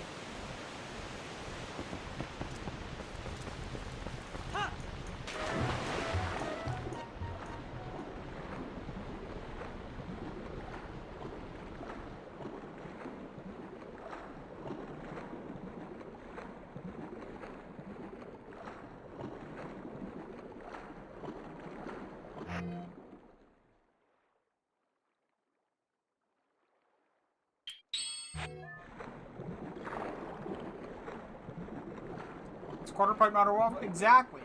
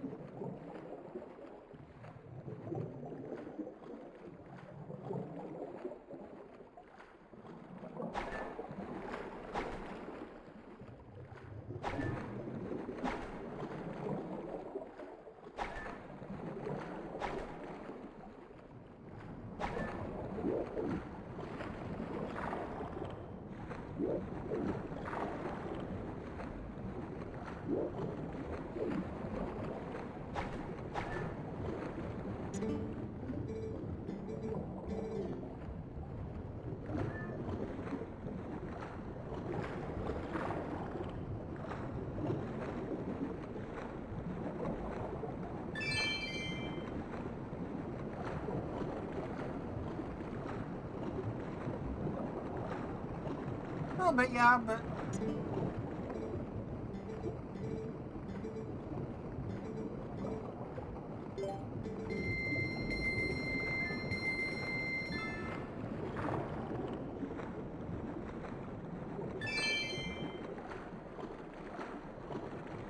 Now to go do the task that I was originally going to do.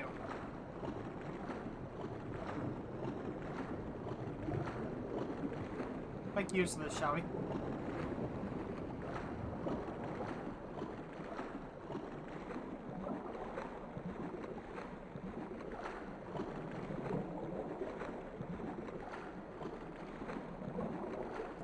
The waviness may be rough, but it's still better than GTA San Andreas.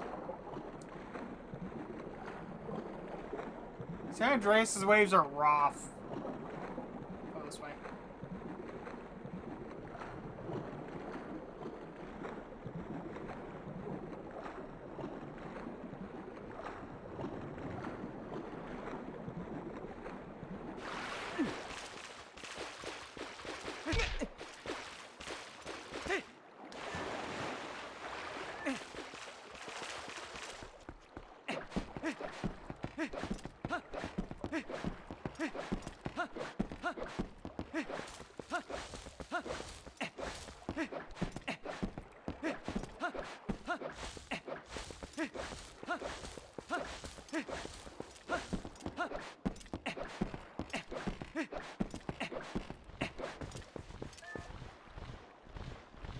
Oh, it's this guy. Okay. Hello, Capo.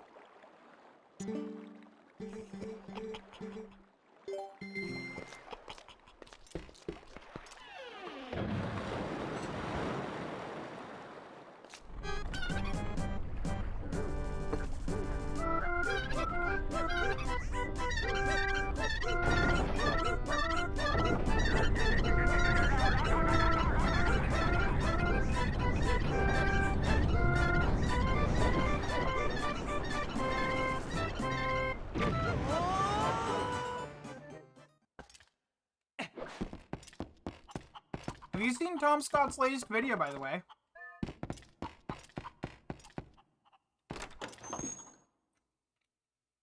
He got to fire a trebuchet.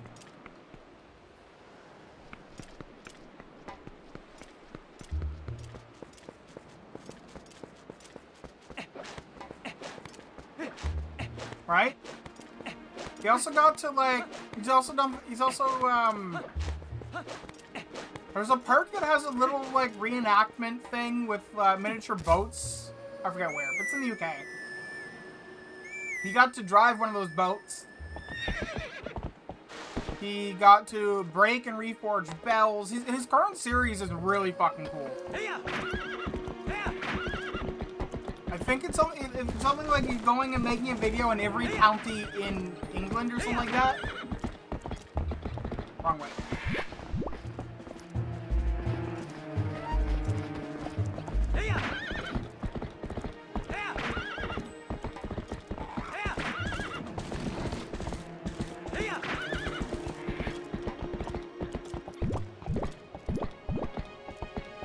Yeah, his current series of...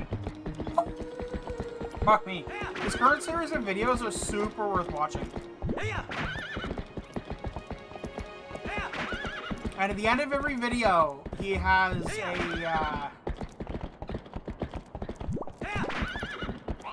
a hint at what the next video is going to be.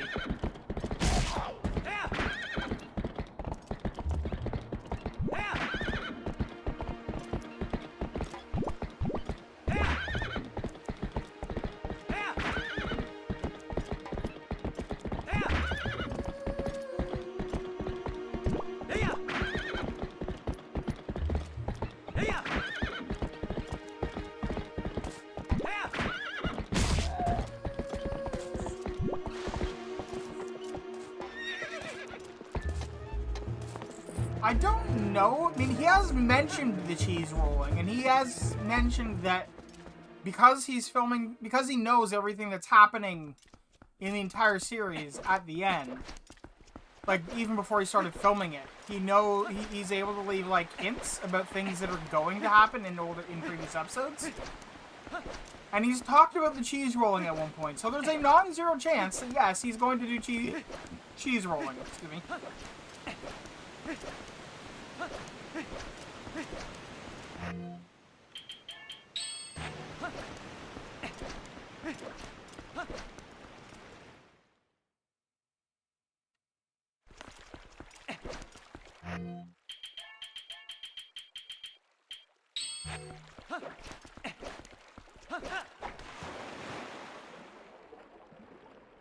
This is what I came here to do the first time, by the way.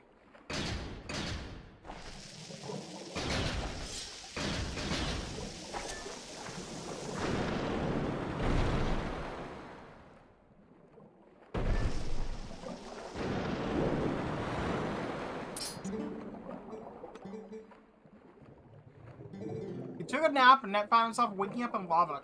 And then underwater.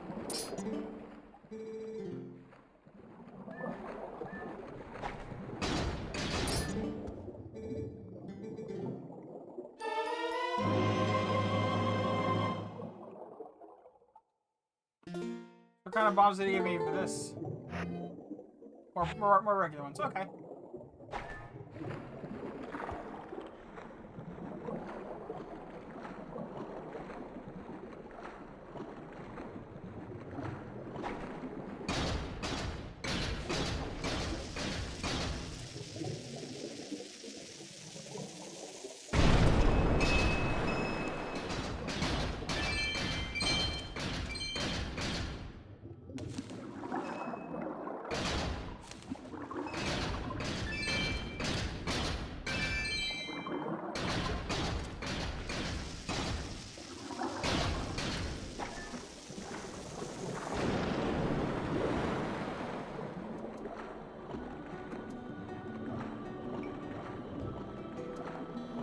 I enjoy that they just genuinely don't give a crap that I'm just throwing around explosives underwater in their what amounts to like royal chambers.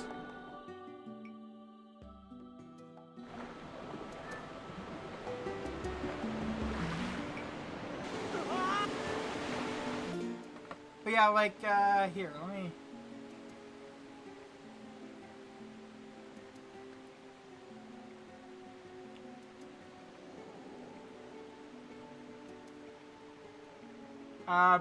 Peachland Park? The world's smallest crewed navy. Yeah.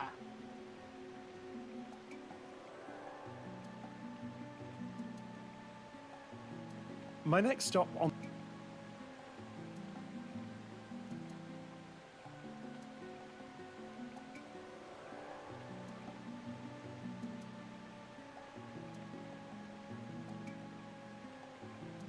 Things are going pretty good. the road trip is a little bit personal. I've parked up in Scarborough, on the coast of the North Rhine. So like, he gets to see all the bits and bobs and how it all works. From, you know. And then he gets to drive the boats. Orientated incorrectly. Okay, I'll figure that out. So the motors go the same way, but because of the way that the prop is, Yeah. depends which way. You know where he is next? After this?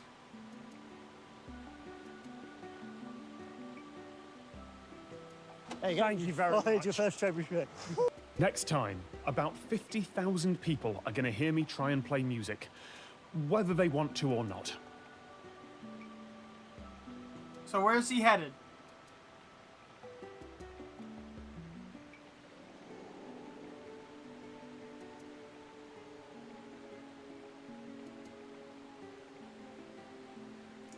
Worcestershire? Alright.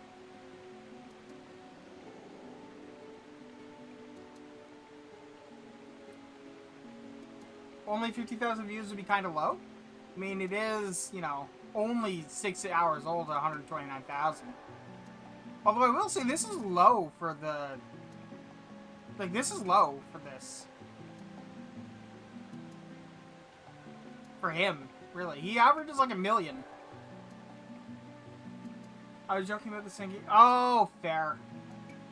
Yeah, actually, and also for him, that would be low. Because if you uploaded a video of him singing, he would definitely get at least double that. Worcestershire is home to a world-renowned bell ringing scene anchored by Worcester Cathedral. The region features over 60 active bell towers where local guilds like the Worcestershire Cathedral Guild of Bell Ringers and the Worcestershire and districts change in ringing. Hang on a second. Hang on a second.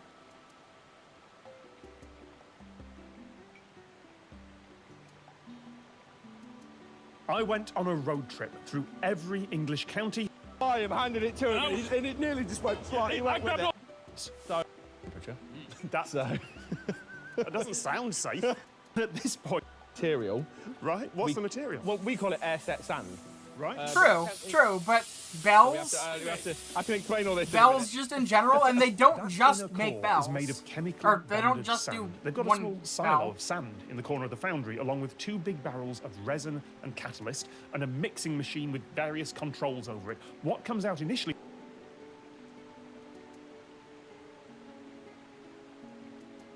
Oh, really? Fair enough, yeah.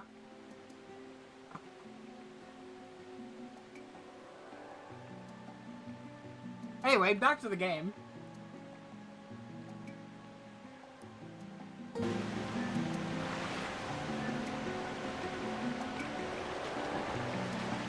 By the way, yeah, hey, Lewis, at night, if you talk to this guy to go up the river, it overflows a buffer by like 26 characters.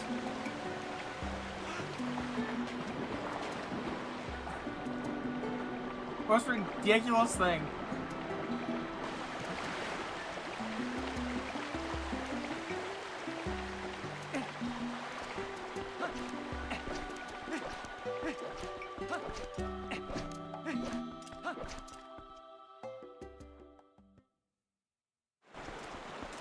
Apparently it's not the only time that happened, it's just the one that slipped under the radar in all their playtesting.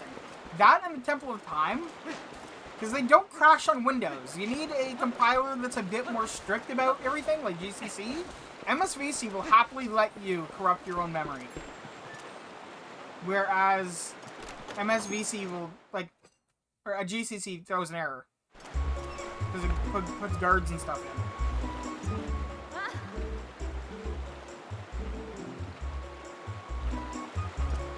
I literally just want to get back down to the lake, so...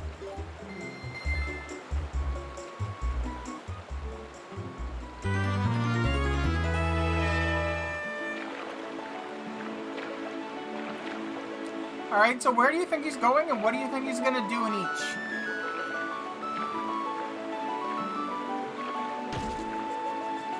You know, a perfect maybe whatever this game is. Shooting targets. Which is going to be relatively easy considering.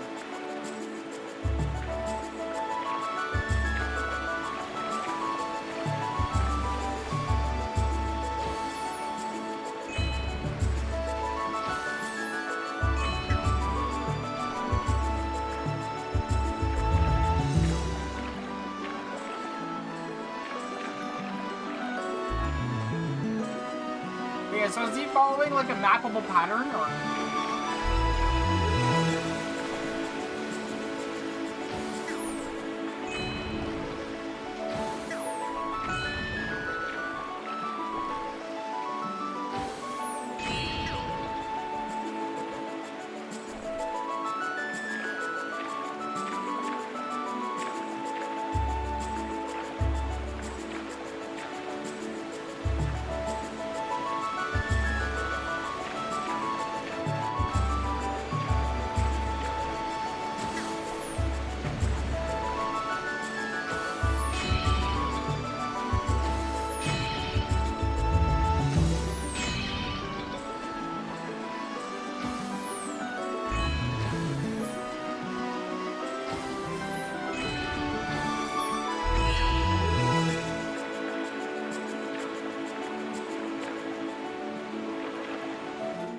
No idea what he's going to do. Just know that after Worcester, he's going to go to Shropshire, which only leaves him going to Herefordshire, then Gloucestershire.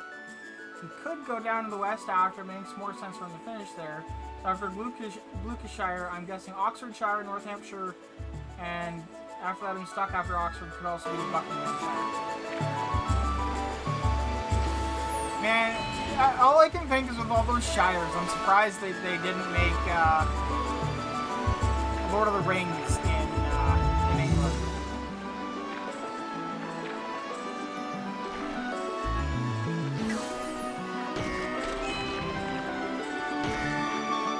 That is, yep, every time I take a hit, I lose points. So this is no longer a perfect run, unfortunately.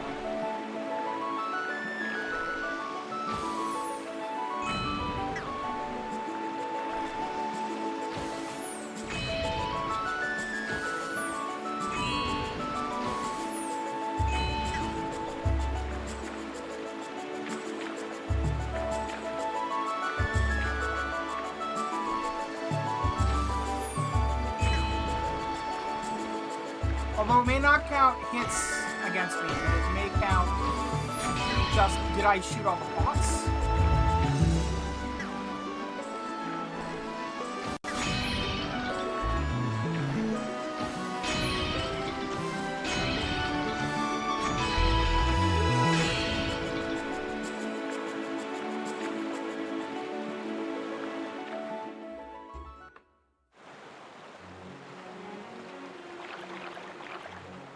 I bet the answer is like 30 or 35 points if you get it perfect.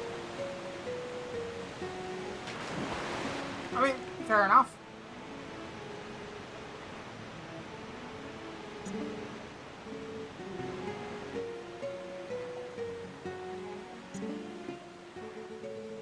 $26 points.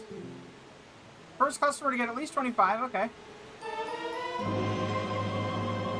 Oh. I didn't know that was a thing. Hell yeah. So now I've got 3 bomb bags that are twice as big. I did not know that was a thing. So I can hold 120 regular bombs in 2 bomb bags. For a while, I'm expecting there to be at least one. There's only one way in and out through its only neighboring county. Fair enough. Makes sense for that one to be last because of that, yeah.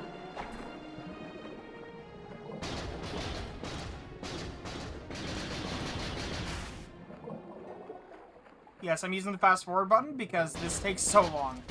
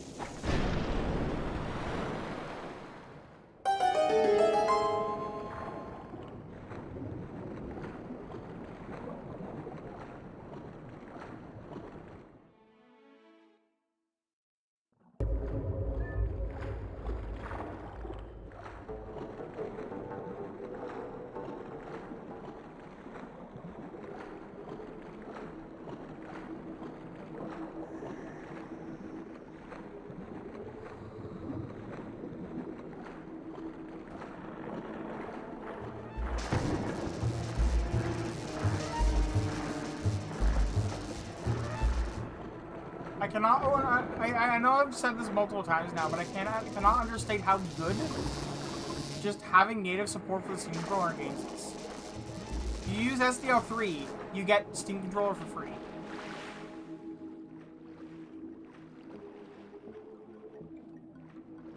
Including all the bells and whistles, all the buttons, all the gyros, everything.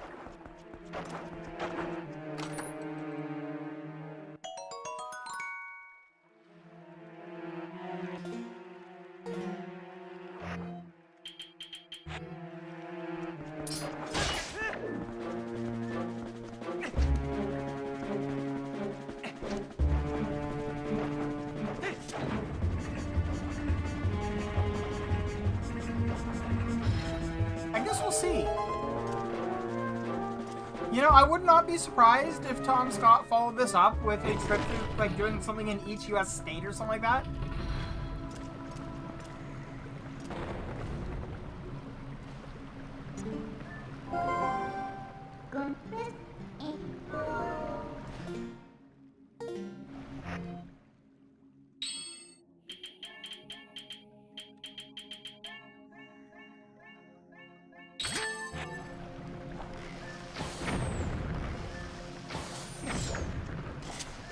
The game sometimes tries to adjust your inputs, like it just did there, and it messes with the gyro even though it's definitely not supposed to. Because it'll assume that because you haven't changed the direction that you're meant to be walking. It's weird. It only happens in some circumstances. But it'll assume that you're meant to continue walking in the direction that you're walking, even if you weren't.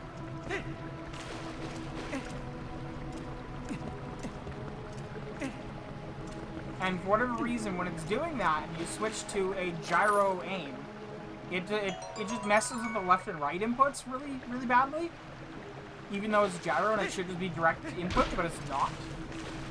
It seems to be filtered through the movement inputs, which, I mean, that kind of makes sense, but it does mess it up a little bit.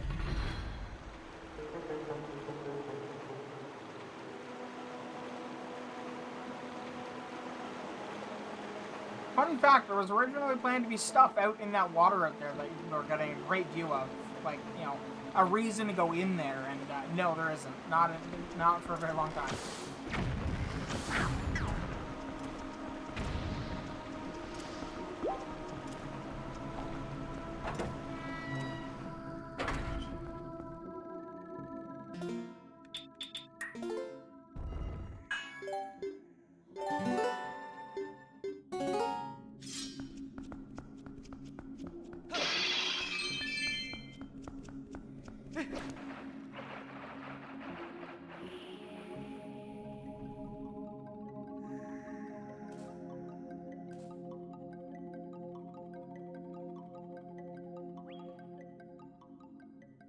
I love how Coco poked their head out because the camera was near them, not because Link was.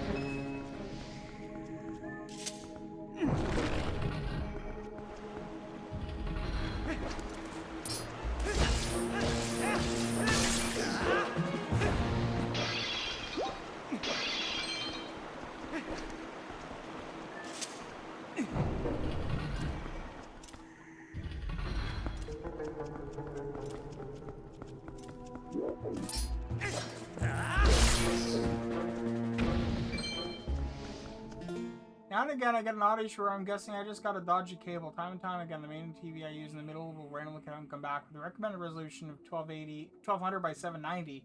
When it's meant to be 3840 by 2160. I disconnected the EP to HDMI, connected and it's fixed. That is weird, but I mean that very well could be just a link training issue. I don't know.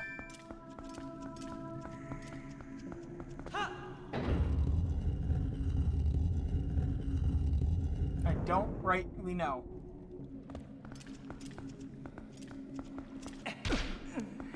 Right, you cannot roll up these stairs.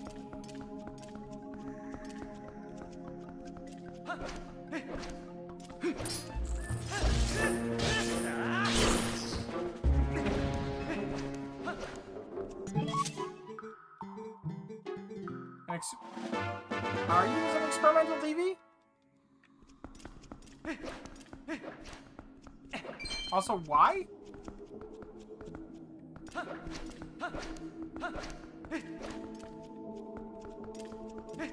Let's try this door first. Can't, it's locked. Try the other one first.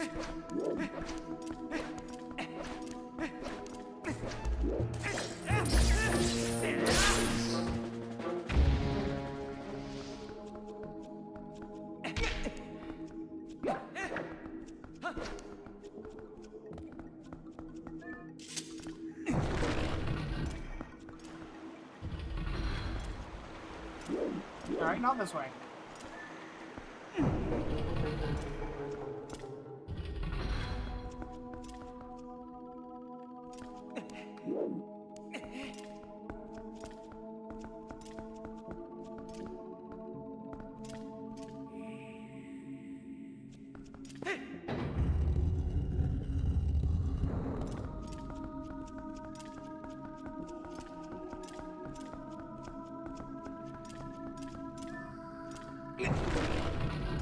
There we go. I'm using a first generation Sky TV. Could only buy them for a year before they release second generation. It's been out when it's still sold pretty gone. So it's not really experimental, it's just didn't last very long on the market. Probably for aforementioned reasons.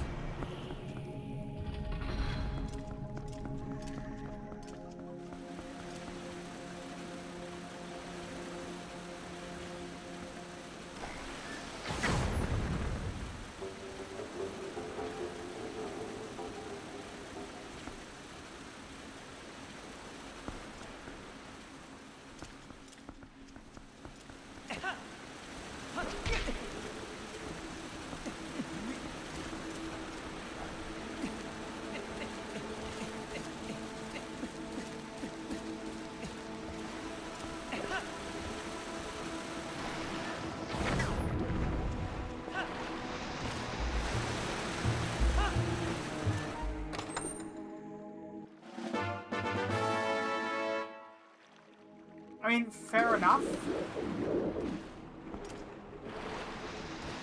I don't know what... Okay, so hear me out. Seems like a bit of a silly decision to manufacture a TV as an experiment to prove there's a market when it's very obvious there is a market. Like, people buy new TVs.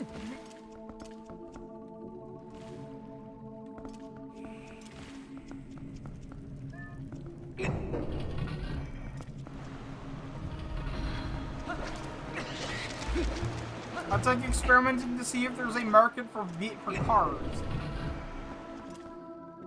Hello.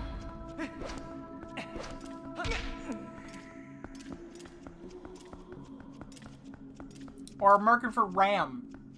Gotta make sure there's a market for that valuable RAM.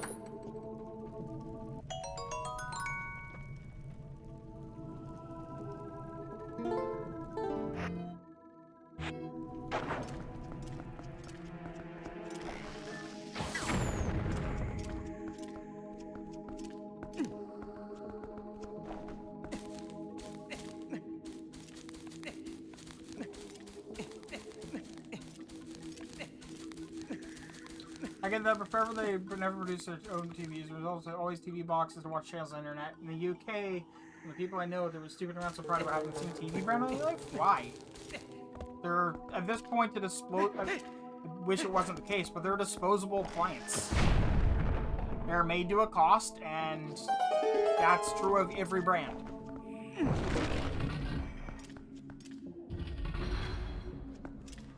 A RAM markup on routers. Those things have like a 1/4 gigabyte at most. Fuck off with a RAM markup.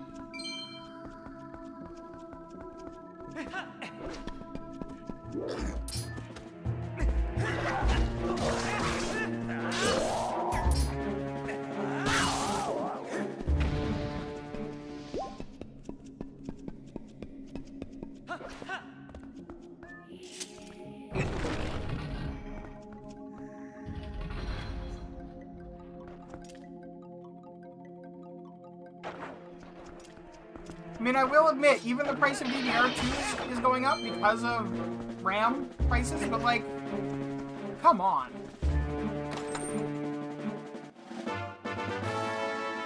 Just an AP. So it probably didn't even have that.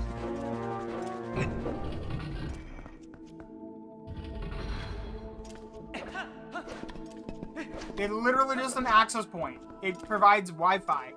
So it's doing crypto that can be done extremely simply, and like maybe a little bit of packet parsing, maybe to get data to the right client. So you could do that in like, I mean, I'm not saying you would want to, but you could do that probably in kilobytes of RAM.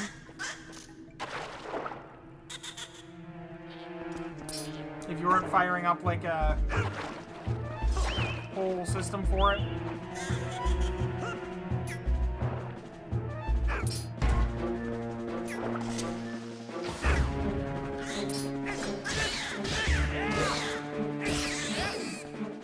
Like, you're booting up Linux, basically, is the word I'm trying to spit out.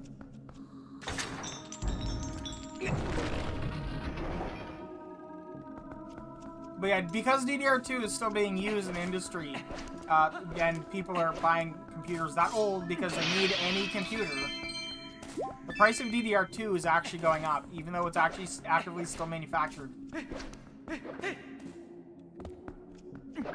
And also, it's DDR2.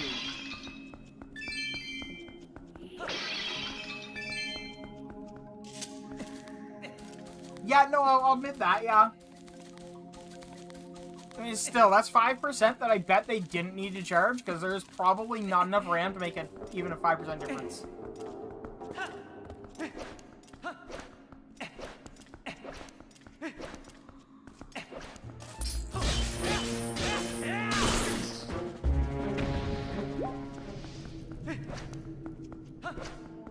In fairness, there's a lot more memory and a lot faster memory in the Steam Deck. Which is honestly kind of tragic. And it's the same thing more or less with the Steam Machine. That was going to be a $750 machine prior to the RAM going through the roof. Fuck you, Sam Altman. Yeah, yeah.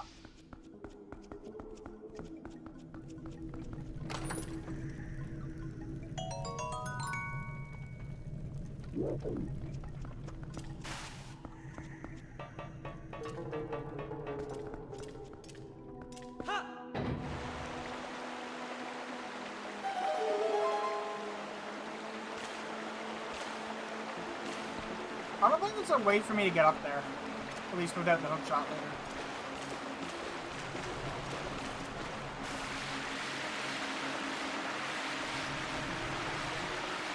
I'm just saying, they should have done Super Mario 64 slide in this game. Like, it's here, it's implemented, you're looking at it. But they just didn't. This could have been a Super Mario 64 reference.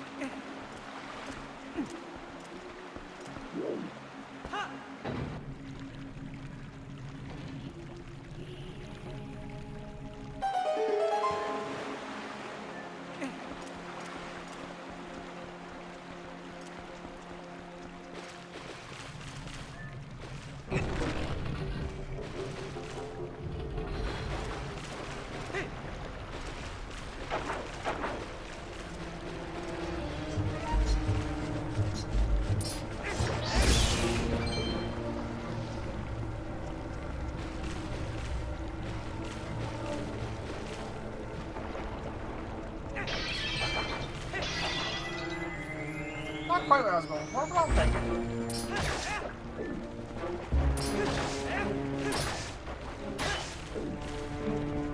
I feel like there's a reason to come over here, and I don't know what it was.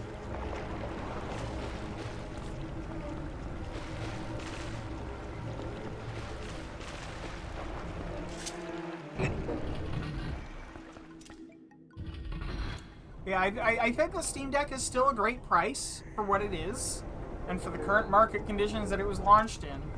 I think that it would be a much better situation had Sam Altman not just screwed over everything. Also, there is price fixing lawsuits against the RAM manufacturers at this point, and it wouldn't be the first time, so. Steam Machine. Steam Machine.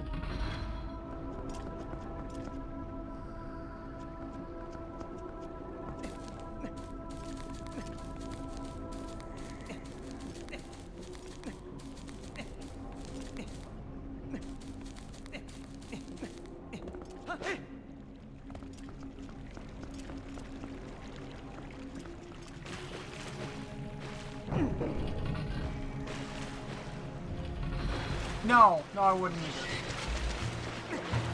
Unfortunately, that is the current cost of one, and there's not much Valve can do about it, though.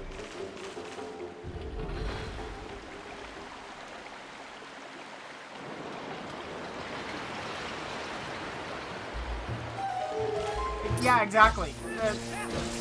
I hope and I trust Valve to, when the price of memory comes down, for them to also turn down the cost of the Steam Machine.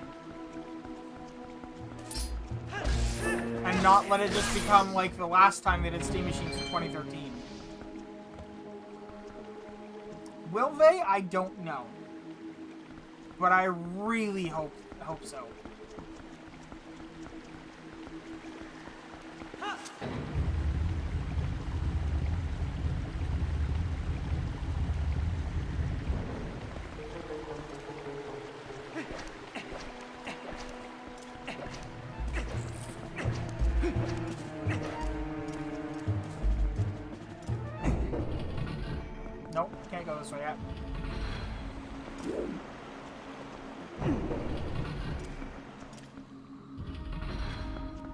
And to be clear, you're not really their target market with the Steam machine. You are a person that can and will build their own machine. The target market for the Steam machine is very much the people that want to pre-build, who are excited but not enthusiasts. Okay, that's what I thought. I need to get water going this way.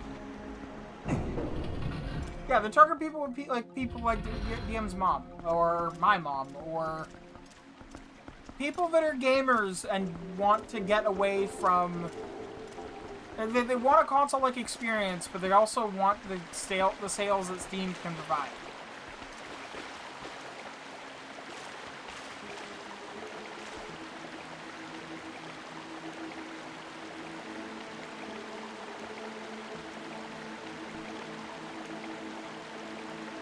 So I've got this.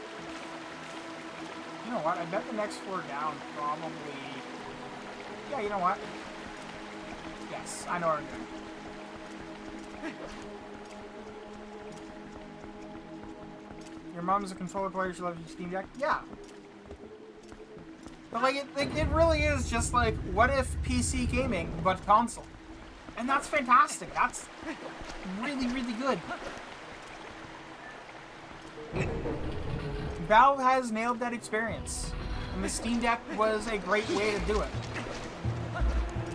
The Steam controller, the one that I'm using right now, is a fantastic controller.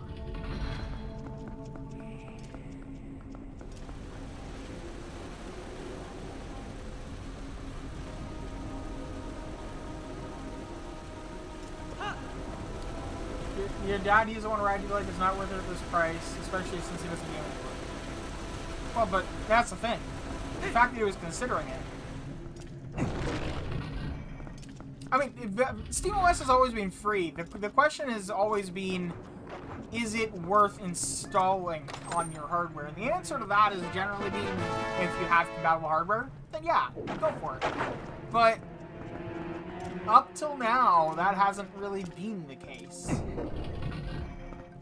He wasn't considering it so much as I was suggesting. Fair enough.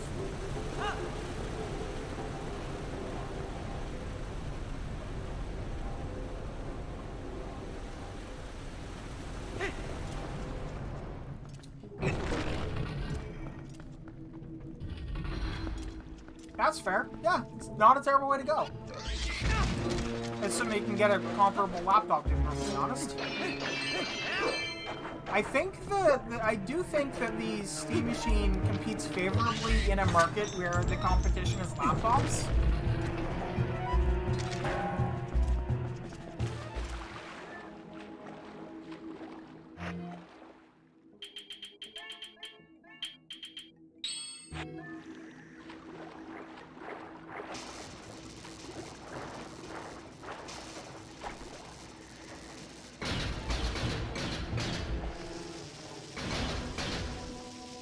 I was thinking about upgrading from the Framework 13 to the Framework 13 Pro area, so I can still cancel it. Yep. But like price equivalent devices, like a laptop, they're generally not going to have the performance characteristics of a Steam machine. They're not going to have quite that performance level, which is fine. And I think that's really kind of their target, because you're not replacing your desktop. You're not replacing your desktop with this. Not necessarily like replacing your laptop either, but just having the option, I guess. Come on. There we go. The Steam machine makes sense when compared against the right markets, basically. If you can get like a cheaper cheaper laptop with a good GPU in it, then go for that. But I think there is a market for it. It's just not the market that anyone was hoping for because of RAM prices.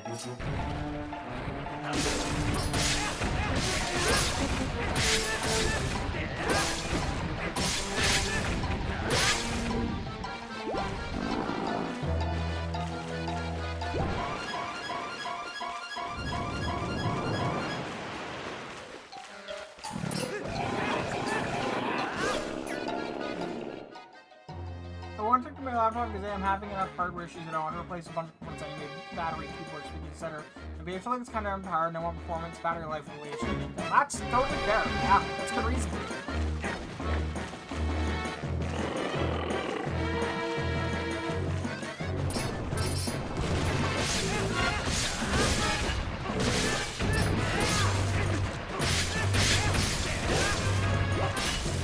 Good reason as any I've heard, so.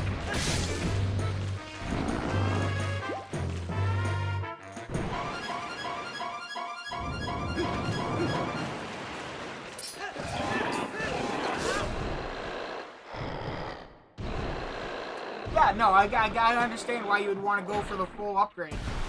Plus, it's never terrible to have an extra chassis, or in your case, be able to hand it off to somebody else.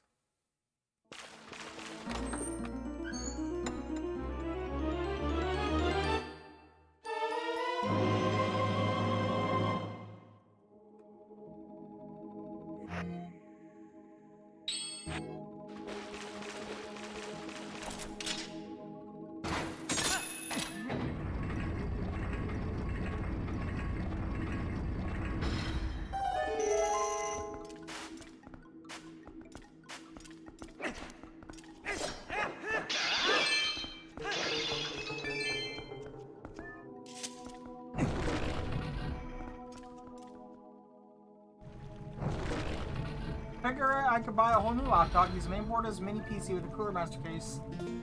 Discard the stuff that's not working right and keep the rest, mainly the PC as backup, or mainly the display. Yeah, exactly.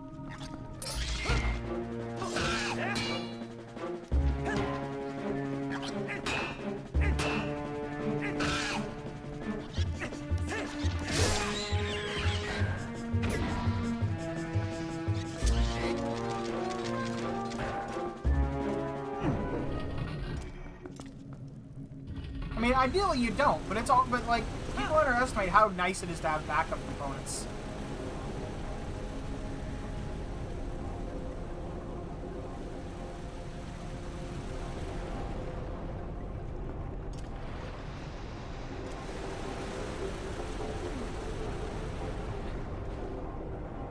Yeah.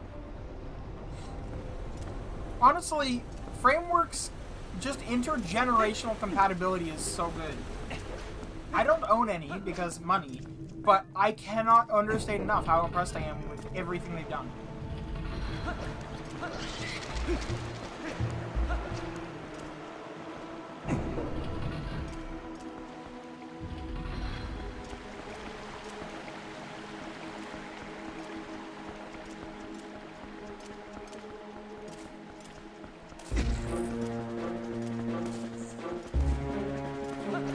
I mean, yeah, and I wouldn't expect it to always be 100% compatible, but the fact that I can buy a laptop that has an Intel GPU, or Intel CPU, Intel CPU, AMD CPU, or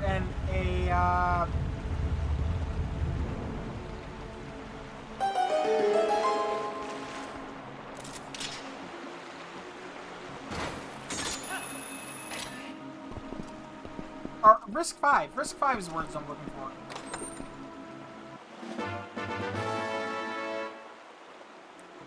Five chickens, a cow, and 2 sheep. Honestly, given the price of beef, 1 cow will do it. And you'll probably get change. Wish I was joking. Not really, though. I'm not joking.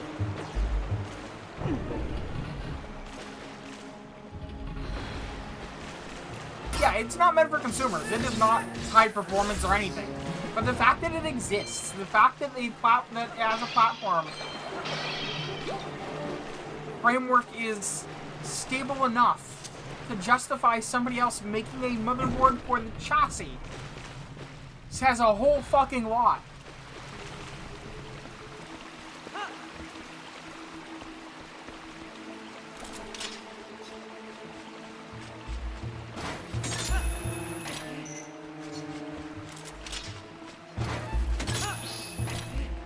Will do.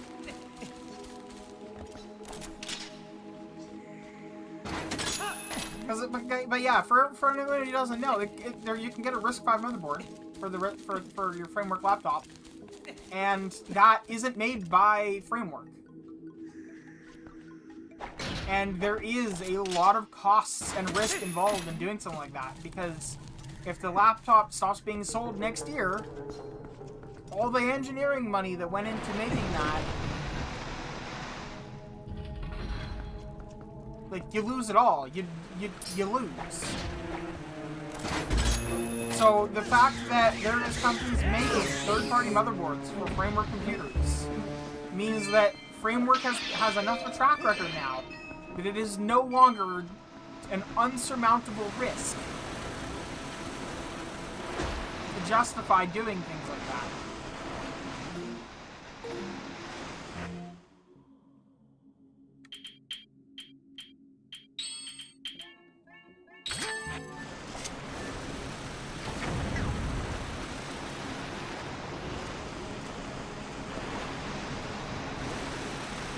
Yeah, exactly. I could get, like, a Framework and probably a second Framework for that money.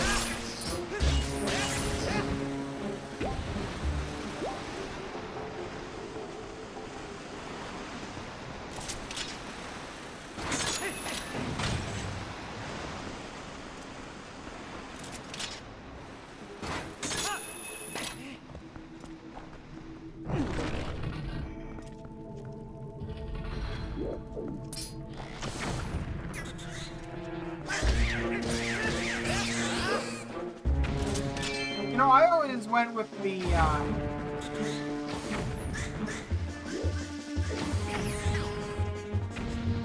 I've always gone with the hook shot, but I never realized you could just murder them with a,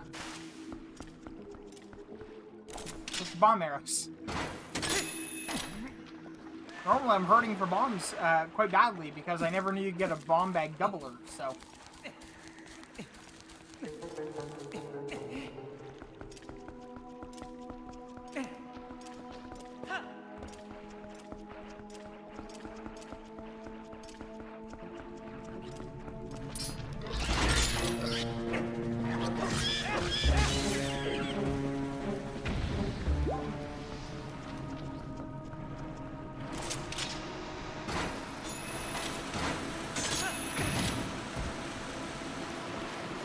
Well, that didn't go as planned.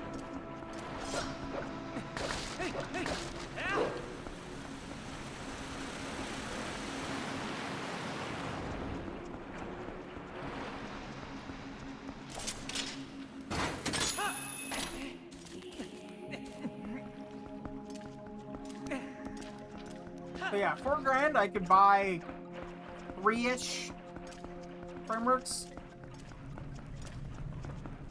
2.8 I could get 2-ish.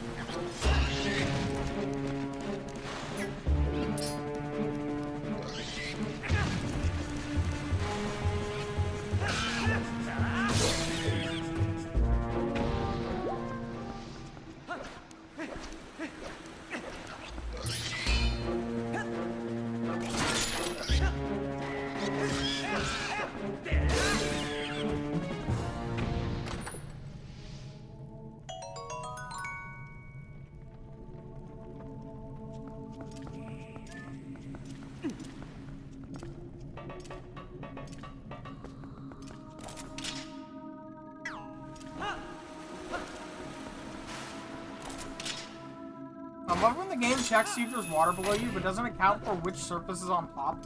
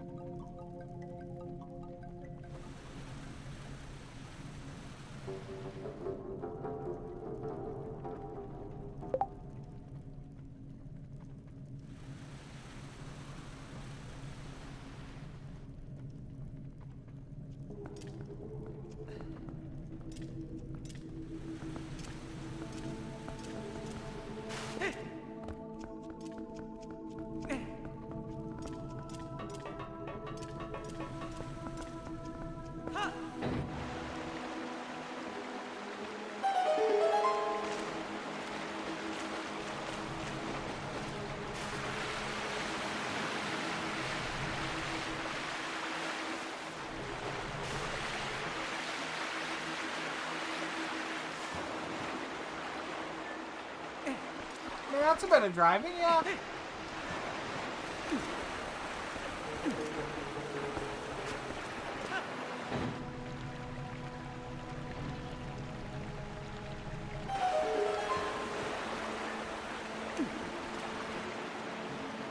I love how there's just regular fish over here and spiny fish over there.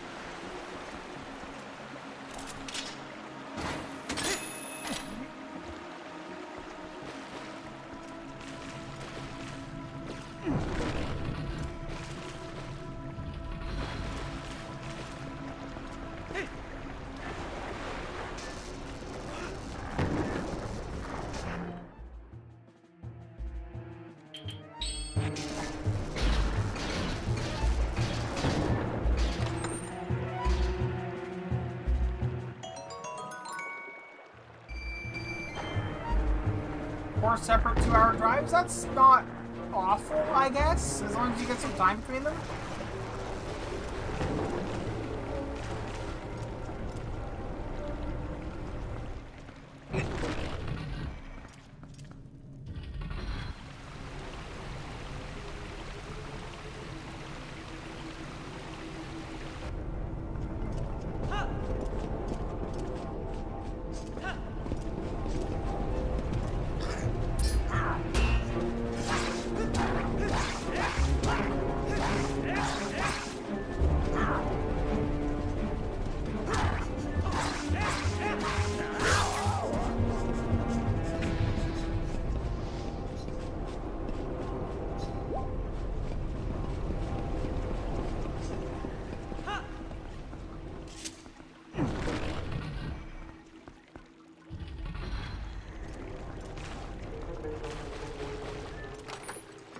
Going to pick up a friend, drive back to mine, grab the dog, go for a meal. Depending on the time, either drive back to mine, for a bit, or I'll drop my friend back to back home. Okay. So a bit of a drive, but not the end of the world.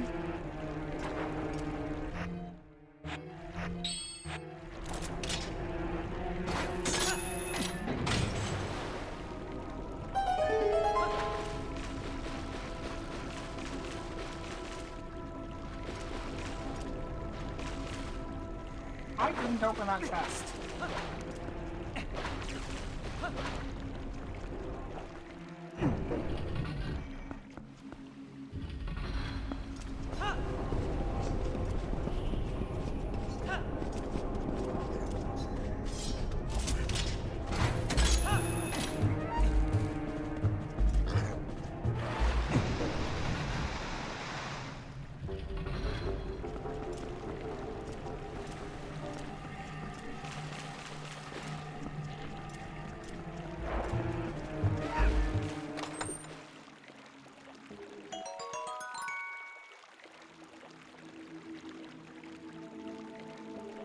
Fair enough, yeah.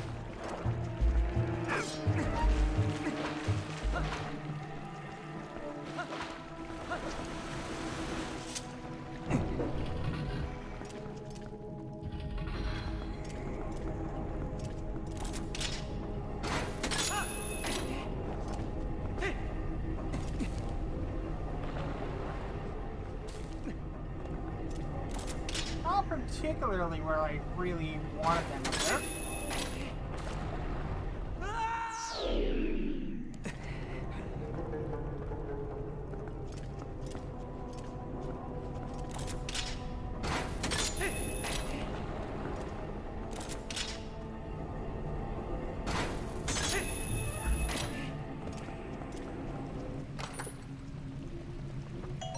It's heavy to the point the last one took it to the mechanic, they struggled to put the gear down because they didn't have the leg strength to push it.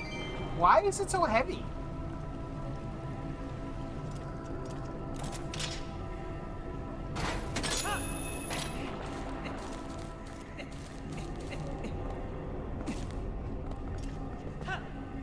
That's, again, not what I meant.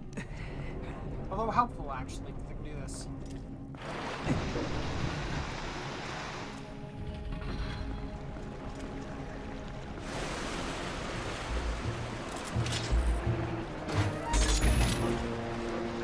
Fine, I was gonna leave you alive, but since you insist.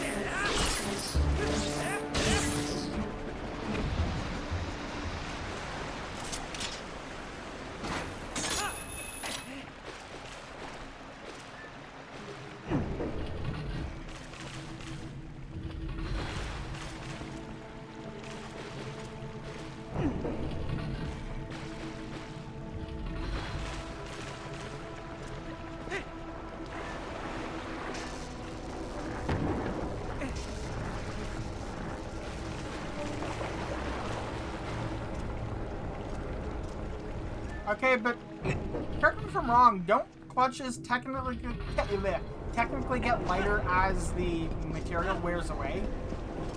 Or am I completely mistaken on that?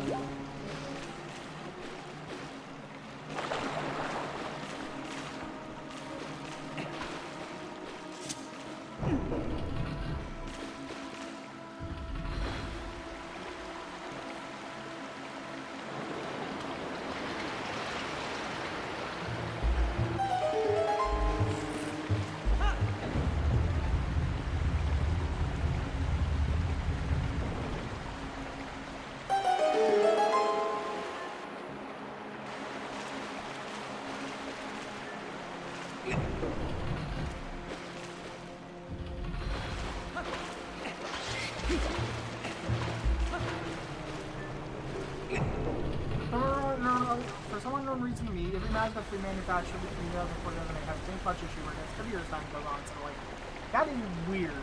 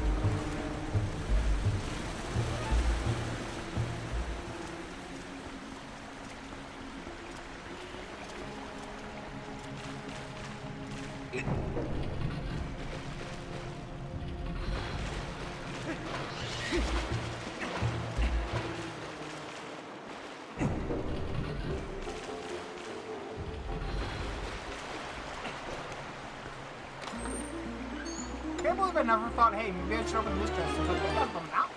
Yeah. I've had a couple of friends drive it and they start talking around 5 minutes, but it's so surprising I don't notice I'm the one who does it 99% of the time. Well, yeah, your legs, you know about me and about the right arm? The left leg just, yep. Yep.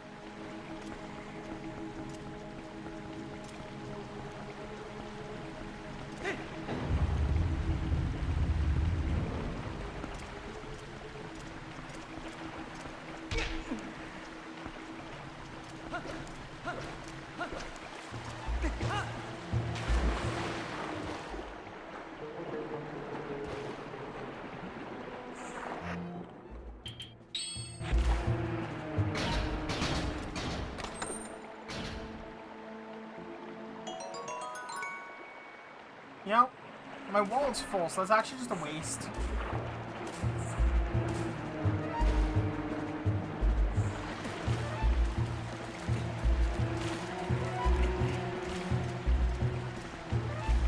Did I pick up the boss key?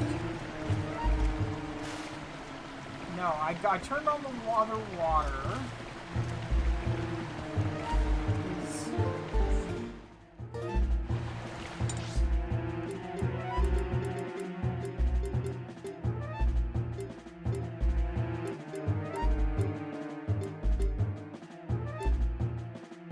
Yeah, okay, let's give me this one.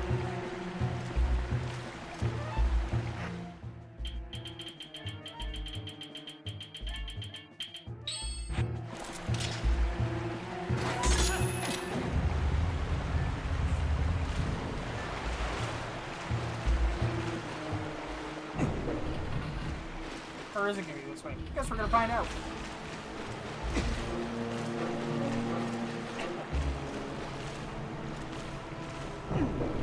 I think it is gonna be this way, but.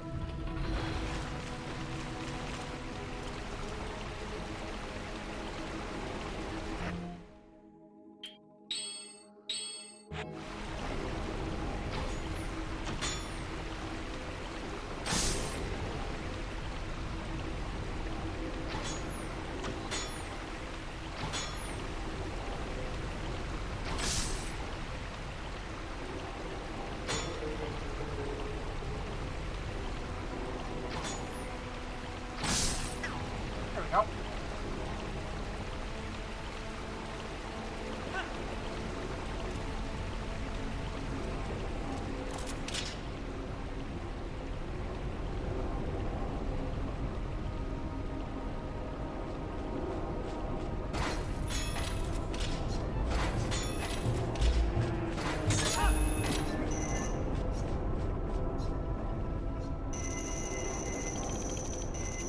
Wait, when's JDQ? Is it right now?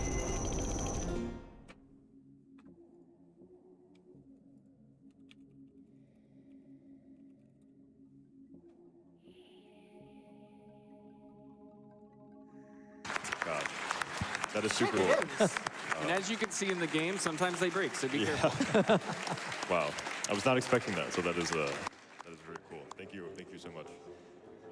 Okay. Not done yet. I hope I haven't No, missed we're any not, because exciting thanks to runs. everyone's donations, we have a gun percent unrestricted. I'm going to finish this dungeon. All, appropriately set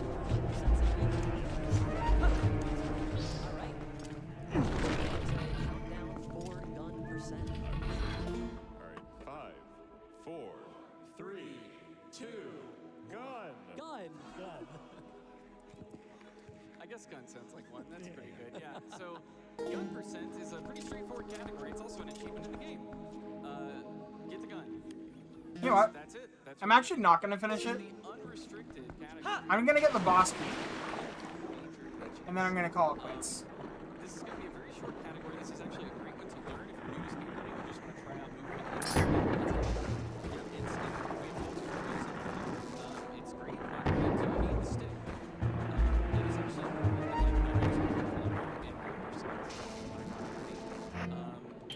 Lacey, can you tell me a little bit about a trick we're about to pull off called pattern storage? I can. Well, first you tell me what it looks like on screen. Alright, you can't do that underwater. Roll out it just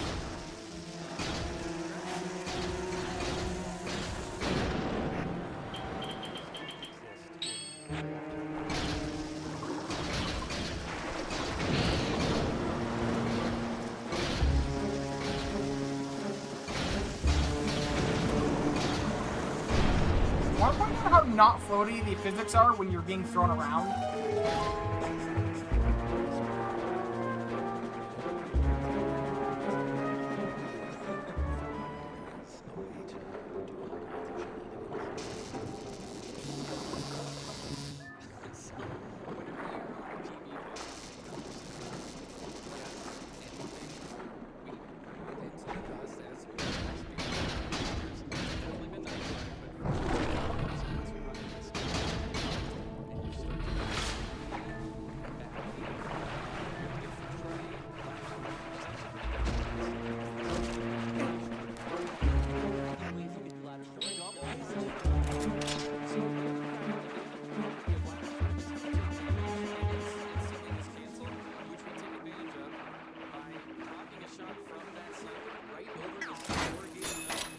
I just realized I'm supposed to leave through the bottom, aren't I? is outsmart 3 trained snipers. Or am I don't know.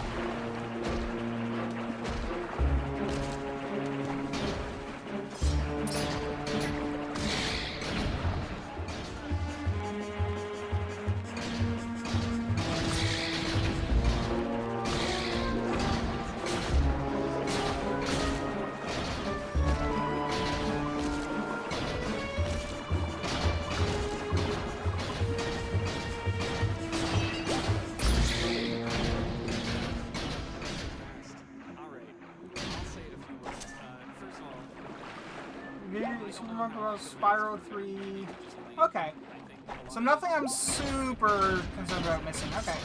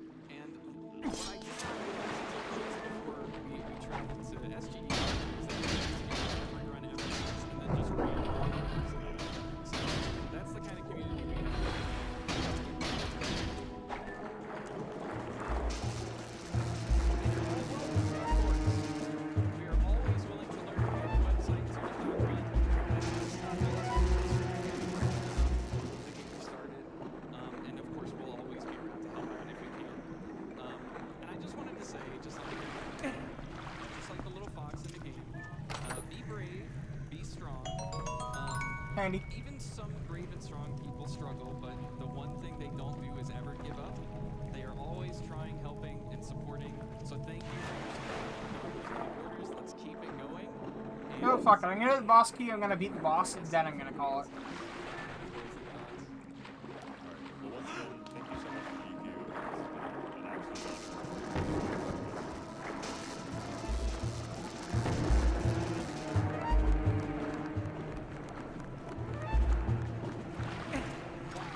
What an incredible run. Congratulations.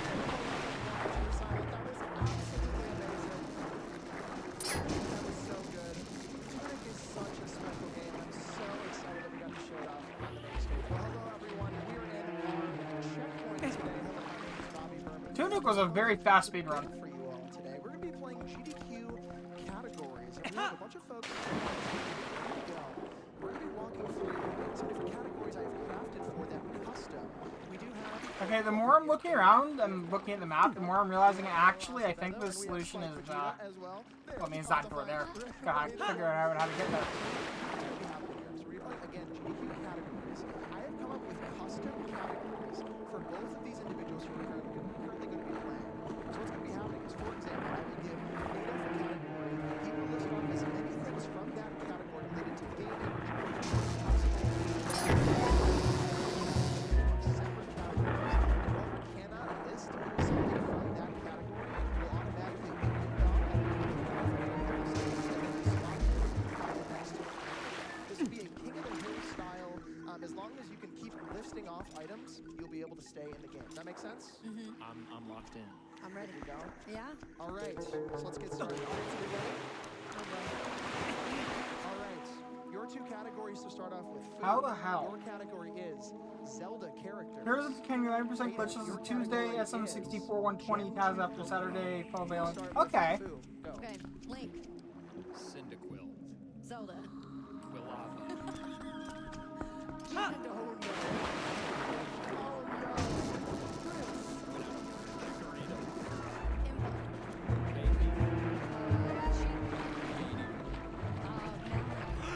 I see where I'm meant to go. Marin. Feraligatr. Can't believe I missed this.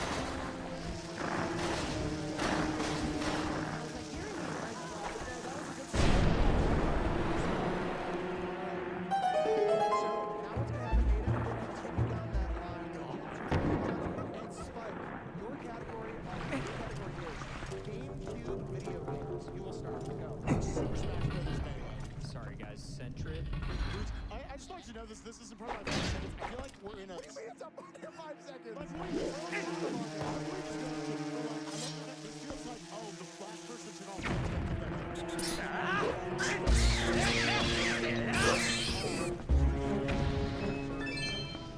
Thursday, not Tuesday? Yeah. Star Wars Rogue Squadron Rogue Leader 2, one of those numbers. Hoot Hoot. Metroid Prime, Noctowl. Metroid Prime 2, Spinnerack. Super Mario Sunshine, Ariados. oh, these Skarmory. You'd Think about buying a new headset in time to get the one that uses JDQ because the mic is so crystal clear. I don't disagree with the clear mic statement. It is actually really good, but do keep in mind that it's not just the mic. It's going to have a whole bunch of hardware behind it as well. It's probably an XLR mic, which means you're going to need phantom power and all that if you don't already have it.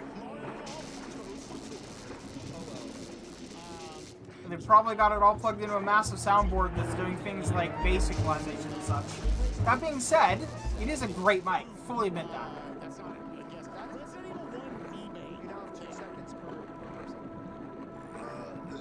I think even more specifically, they're using.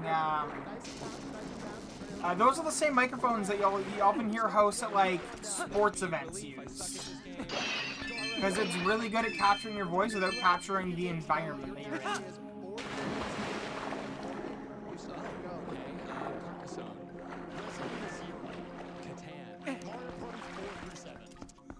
Spyfall.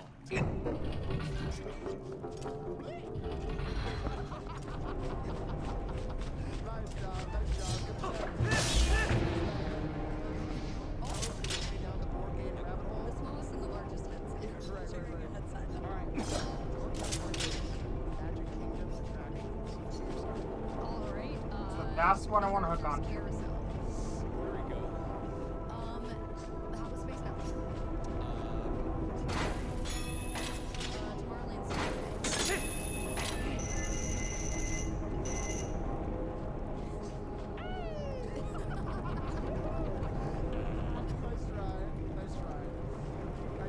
Yeah.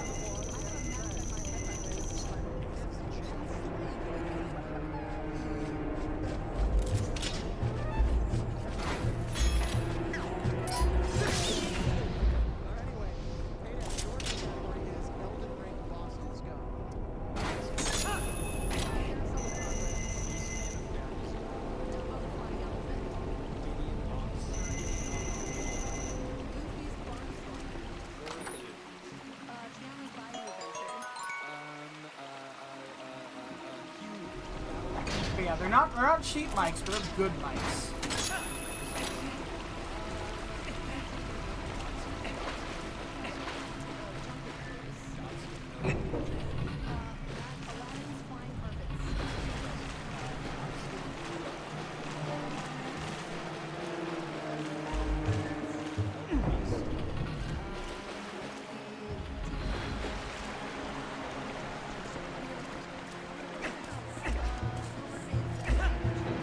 That's not what I'm gonna do.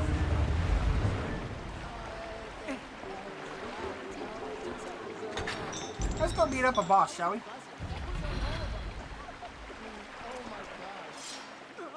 Alright. There's nothing left in the park. Spike, in honor of your run. I got a HyperX Quadcaster, which means 1,000 times better than my Blue Yeti, because I always sounded like having a Blue Yeti. I mean, fair. I mean, the Blue Yeti is a, it's a budget microphone, right? Everything Blue does is a budget, a high-end, but still good budget device. Goofy. Putrescent Knight. Michael Mouse. Labyrinth. Minnie Mouse. Curseblade Onze. They're all in the game. Stitch. Swordmaster Onze. Stitch. They're budget enough here. They're not the cheapest of the cheap, but they're also, like, not terrible for... Like, they're better than average without being expensive, at least in Canada.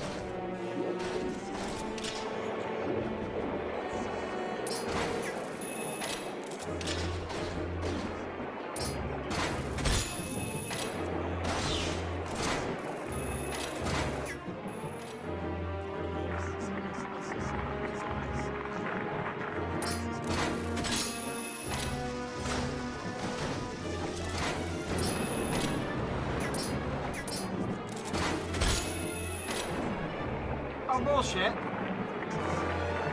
190 Canadian. I can get a blue. I can get a blue Yeti for like $25.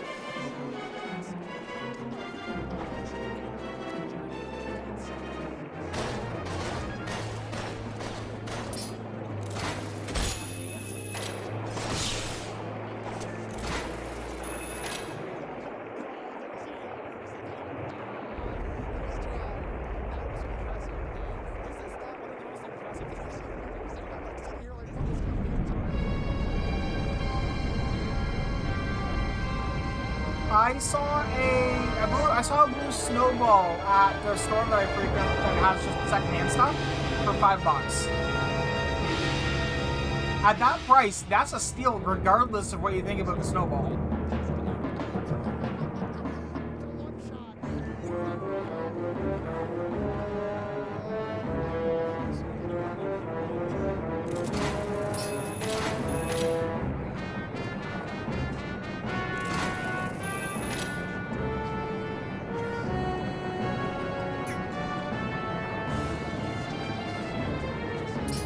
Yeah, even if it's just for parts, like, fuck.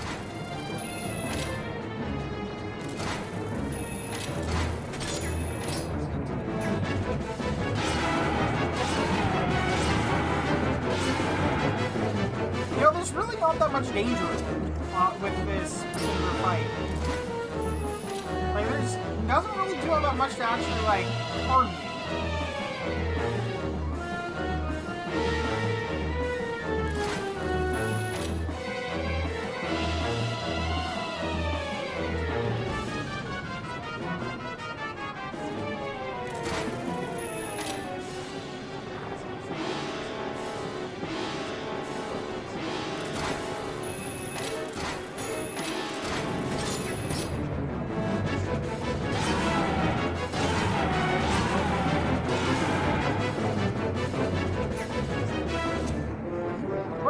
Swords are legendarily bad underwater weapons. Also, I'm pretty sure what I just did there is like a trick speedrunners do. Bobby Byrne. Because you're supposed to have to go through a whole cycle where you can grab them again, but there's a very quick moment there where you can do it. It's spelled differently. It's spelled differently. Bobby.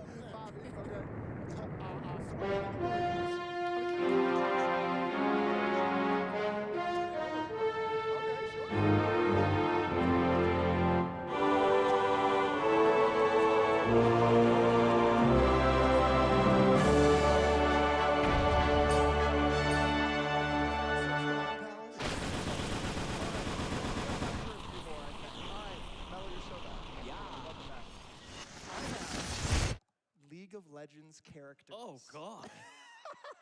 I'm so sorry. This is Mellow from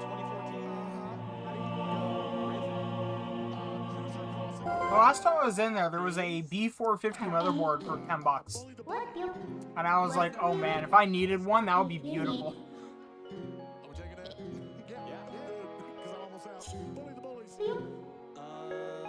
Like, it was still in the box. With like never been opened in the box.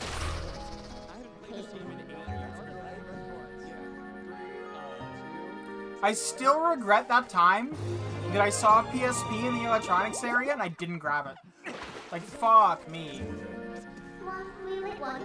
I didn't need a motherboard, being perfectly honest. I don't have a CPU to put in it. I was lighting it up now. He didn't jump. I still regret not getting the PSP though. I completely did not grab the piece of art that I. Get a hand. It's still going. The Nexus? True.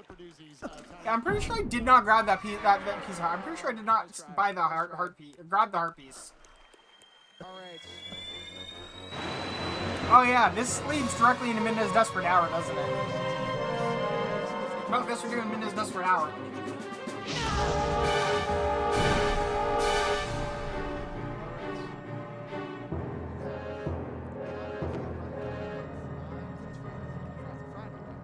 Balatro Joker names. Oh, great. Okay.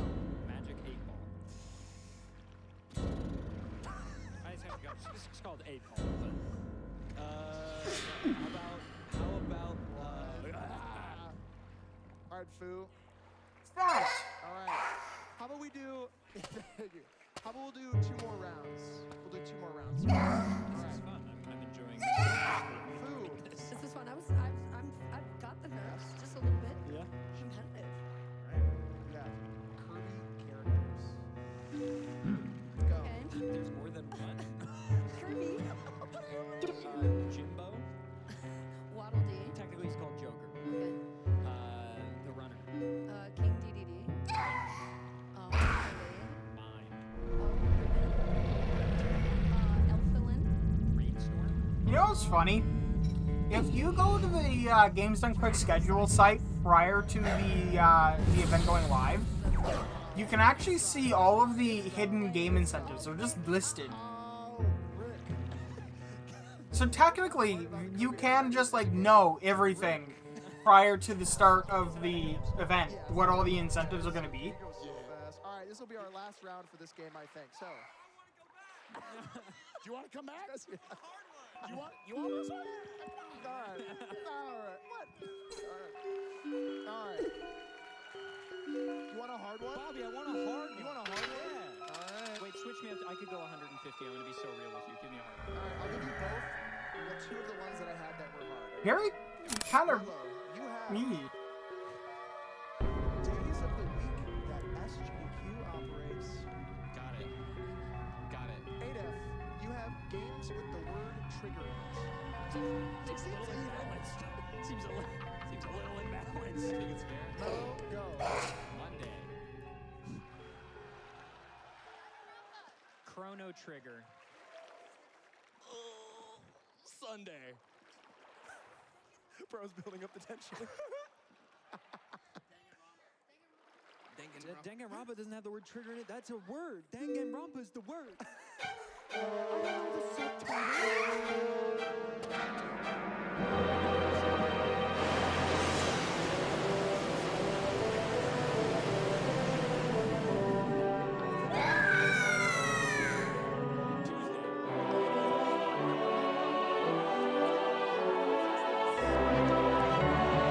Also, to be clear, it looked sealed. It looked complete. I didn't know if it was or not, so. In our categories game. Oh, they all just left. Very cool. Anyway, wanted to give a quick shout out for our upcoming games of the You know what? We're gonna have I think my some favorite really part awesome of this events, PC very port, exciting. something that was I know requested this is repeatedly in the Discord, Discord so prior to fun it being Mario released. Odyssey. However, I give a couple shout outs here. Midna's Lament is no longer interrupted by enemy music. Pikachu is coming up, and we have to hit that. The biggest W of the PC port right fucking there. Pikachu saying the goofiest things. We need to see it, so please get your donations in for Hey You Pikachu. And the other thing I wanted to shout out, Ratchet & Clank Arena Stacking donation incentive is open right now. You'd imagine having multiple arenas going at the same time in Ratchet & Clank is just going to be so. So we really need to see that. Please get your donations in. We have raised $213,000 for MSF so far this week. Thank you so much. And with our last few minutes, yes, thank you. With our last few minutes in the checkpoint, I wanted to really see what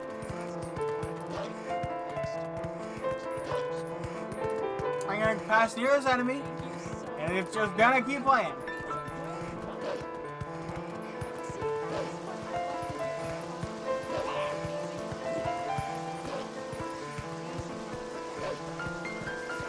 That's how Nintendo should have done it from the very fucking beginning. That is how it should have always been.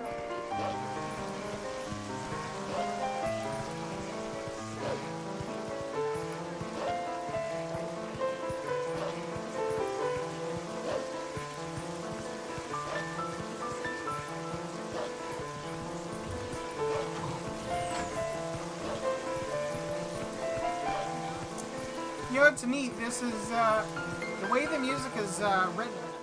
It's a call and response between Midna's theme and Link's. In these games. So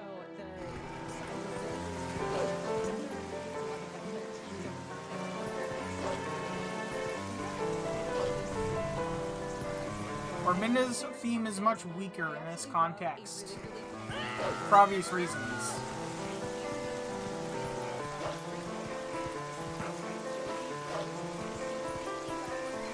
would have been so helpful if Link had told Telma about the ability to turn into a wolf beforehand.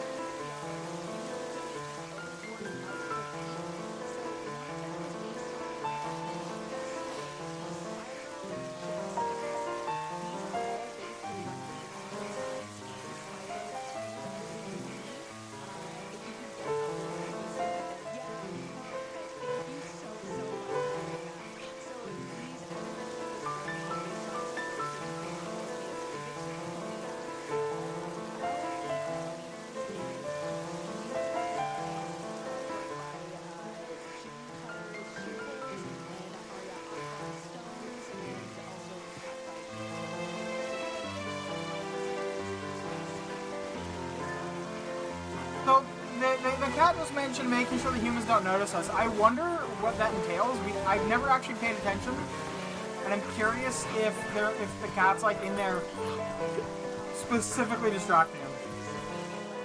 Play it, but this is a gorgeous guitar and you are not going to want to miss out on it. Then, of course, if we can pan over here.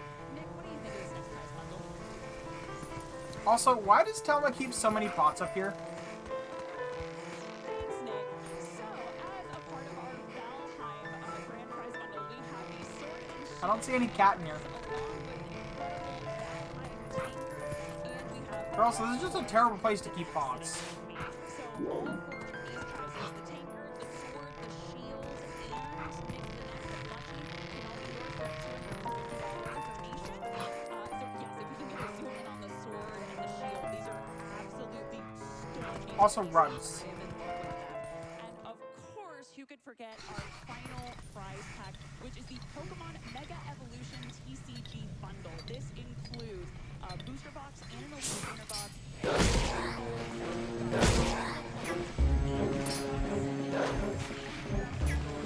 we've got Chaos Rising. So if you want to get in for a bunch of prizes, yep, here we go. There we go. I was gonna say, because if it's gone, then I'm soft locked. More of the marathon to come, but I'm not going to take up too much more of your time. I know we are looking forward to that next week, so I'm going to send it right back over to Fletch is Free for more of Summer Games Done Quick.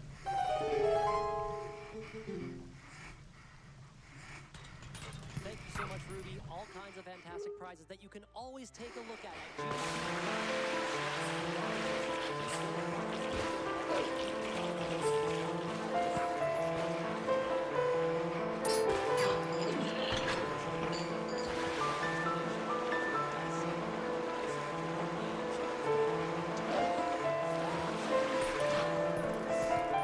Also,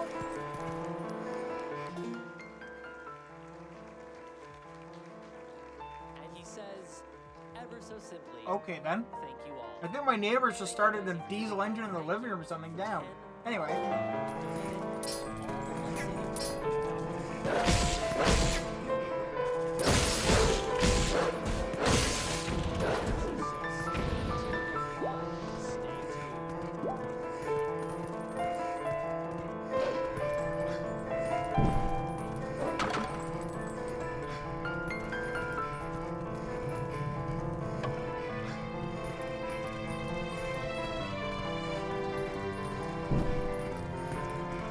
Oh yeah, absolutely. I prefer having a look at the Nintendo 64. They were very stylized there. These just look like giant versions of fighters, which I guess is probably kind of what they're looking for, but it doesn't feel as good.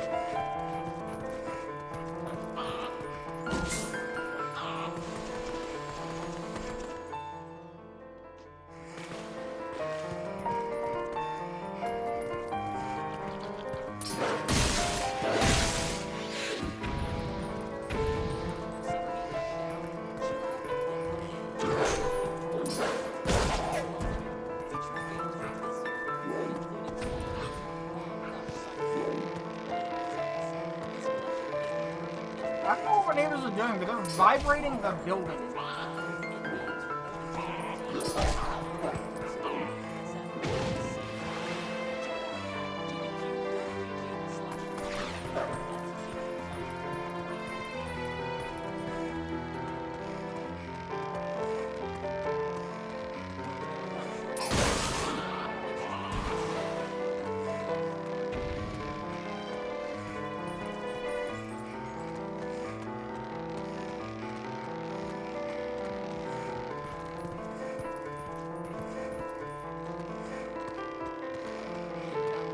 But that's the thing, it's on and off. It doesn't sound like a machine spinning up and down.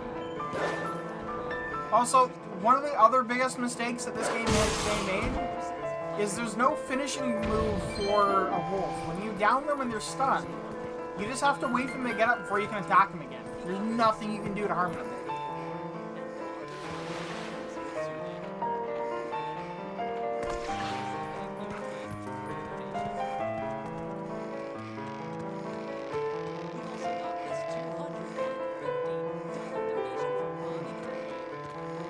The pipes down there made me wonder if there was actually water going through them. Looks like no. Yeah, I know, right?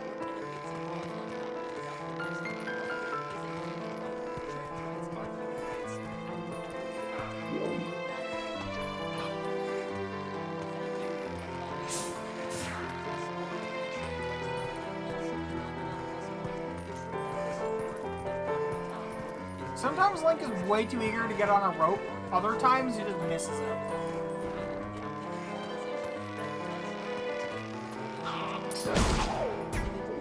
Sometimes that happens. And it's very irritating. Not gonna do it all again.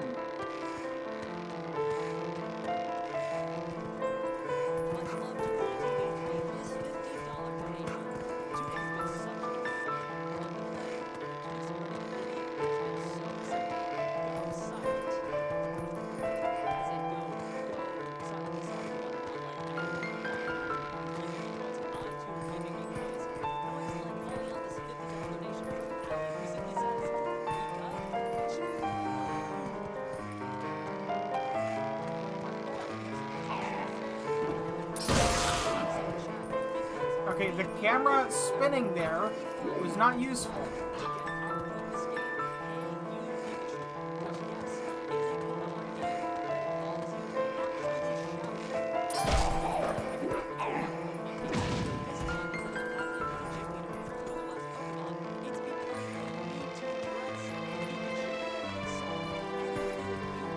You know, when photonic induction came back for that brief period of time, I think his mistake was trying to be educational in the way that he tried.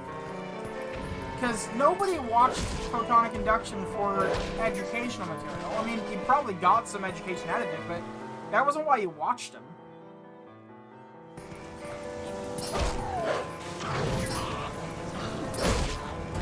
You watched him because he was bad shit. And I understand wanting to pivot away from that, I really do. But the way he came back and the way he did it, he immediately alienated a lot of his former view base that was already shrinking dramatically because he hadn't uploaded in years. Yeah.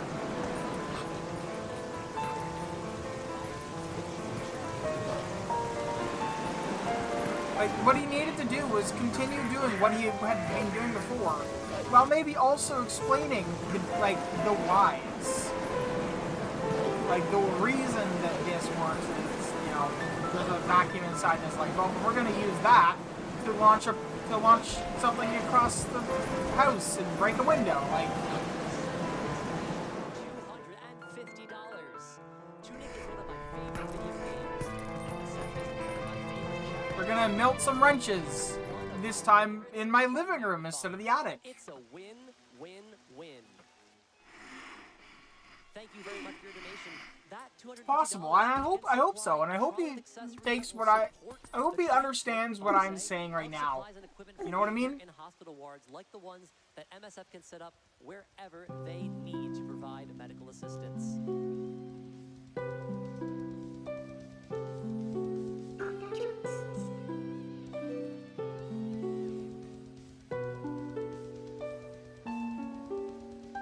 Can I help?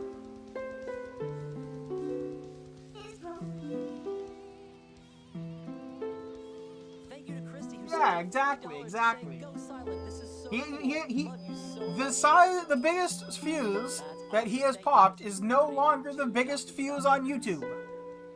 Officially, he has been beaten by StyroPyro. There is a possibility there for them to go back and forth, one-upping each other, driving traffic to both channels. I popped a bigger fuse than StyroPyro.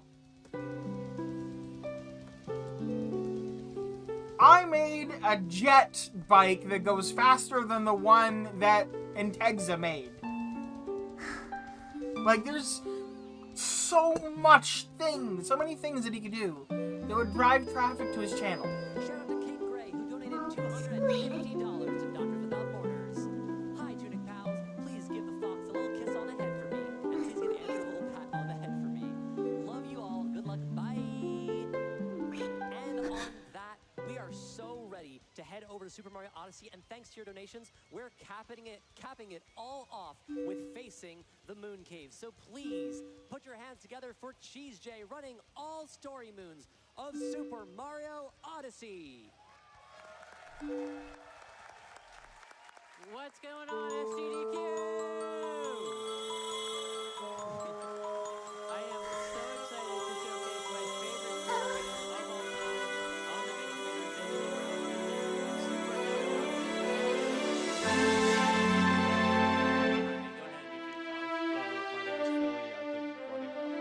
The first time I saw this, I completely did not see this coming. Because, like, the princess sacrifices herself? Like, what? It blew my mind. 2008 Crotonium was just completely decimated by that series of events just there. One, go! It's real. It's happening. And like all good speed games, one of the first things we do is skip a cutscene because we love skippable cutscenes. Who cares about the story? Does somebody want to give a brief rundown on all story moons? Sure, all story moons is basically the no major glitches category. Before I go, yeah, I'm gonna save it after this cutscene's over, and once we're back out of here. To collect are all of the mission story moons. So there's going to be story moons, like we said a couple of times now, as well. So we have to collect all of those as we go through the run here. Starting off in Cap Kingdom, there are actually no moons to collect whatsoever. This is sort of the tutorial kingdom. But once we get past this, we'll arrive to a kingdom with some moons to collect. Yeah, Cap Kingdom's always just a little fun, you know, it always sets the tone for the run. The only thing I never liked about Super Mario is, especially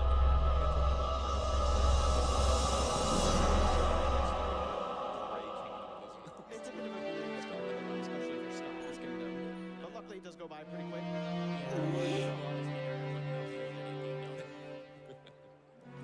We're getting up to the first capture here. This is the frog capture, and this is the main mechanic of the run. We're going to be using Cappy to throw into these different enemies and creatures to capture them and take over their bodies, essentially, with different abilities. What I'm doing here with the frog is a 45-degree angle to get. Alright, so here's what I want to show you. And that lets me fall really quick. And then we're going up to our first trick of the run here. This is left Okay, side. all the notifications. Okay, so check this out. I want screen capture, center.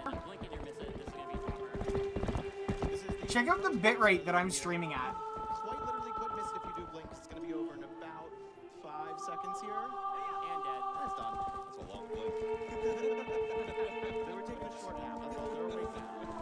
Yeah, now that the most boring kingdom of the run done. Alright, and now we're going to be heading off to the next kingdom.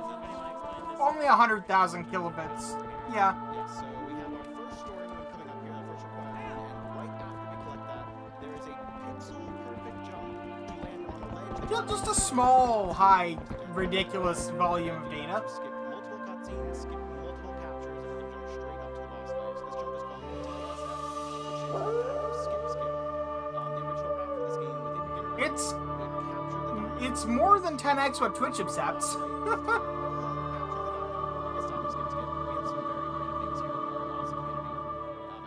Story moons. We're going to capture this chain chomp. This is a perfect example of what we're going to be collecting throughout the entire run. This is what is called a story moon. and this is what we're required to collect through the entire game. We're not allowed to skip any of these, hence the whole story is. Whee! Okay, here we go, DSS. All right. I've been preparing all day for this trick. if only you Anyway. could see how many times I've done this today. Yeah, that was It's the definitely stream for hard tricks, so today. you gotta let, Hope you Jay enjoyed. focus here. Only difference is my PC shits itself when I stream and I have 6% from encoding and 6% skipped for encoding. Fair. Yeah, no, now to be fair, I'm not actually setting that to Twitch. Given I it's have free, set up a service on my Minecraft server that accepts a 100 or really anything I send at it megabit stream and re-encodes it with the ideal settings for Twitch. Lots and lots of compute heavy options there you can't do on your main streaming rig. It's really good. And for YouTube, a lot less because YouTube lets you have a higher bitrate. So YouTube's getting 20 megabit, Twitch is getting 6. One more. Twitch One more. is also H.264, YouTube's H.265. I am running a whole bunch of stuff on the Twitch feed to make it look better. I could do it to YouTube. I don't need to do it to YouTube. It's really cool. It's really cool that I can just do that, because FFmpeg is kind of broken in how good it is. Anyway, have a good night. See you later. I don't know when I'm going to stream again, because Games Done Quick. But Games Done Quick is looking good. So have a great night, everyone, and I'll see you later. For me on this fight. Well, that's great because we do have a critical comment here and one that I think is the appropriate way to celebrate a successful Dino Skip. It's $10,000 from the Yeti.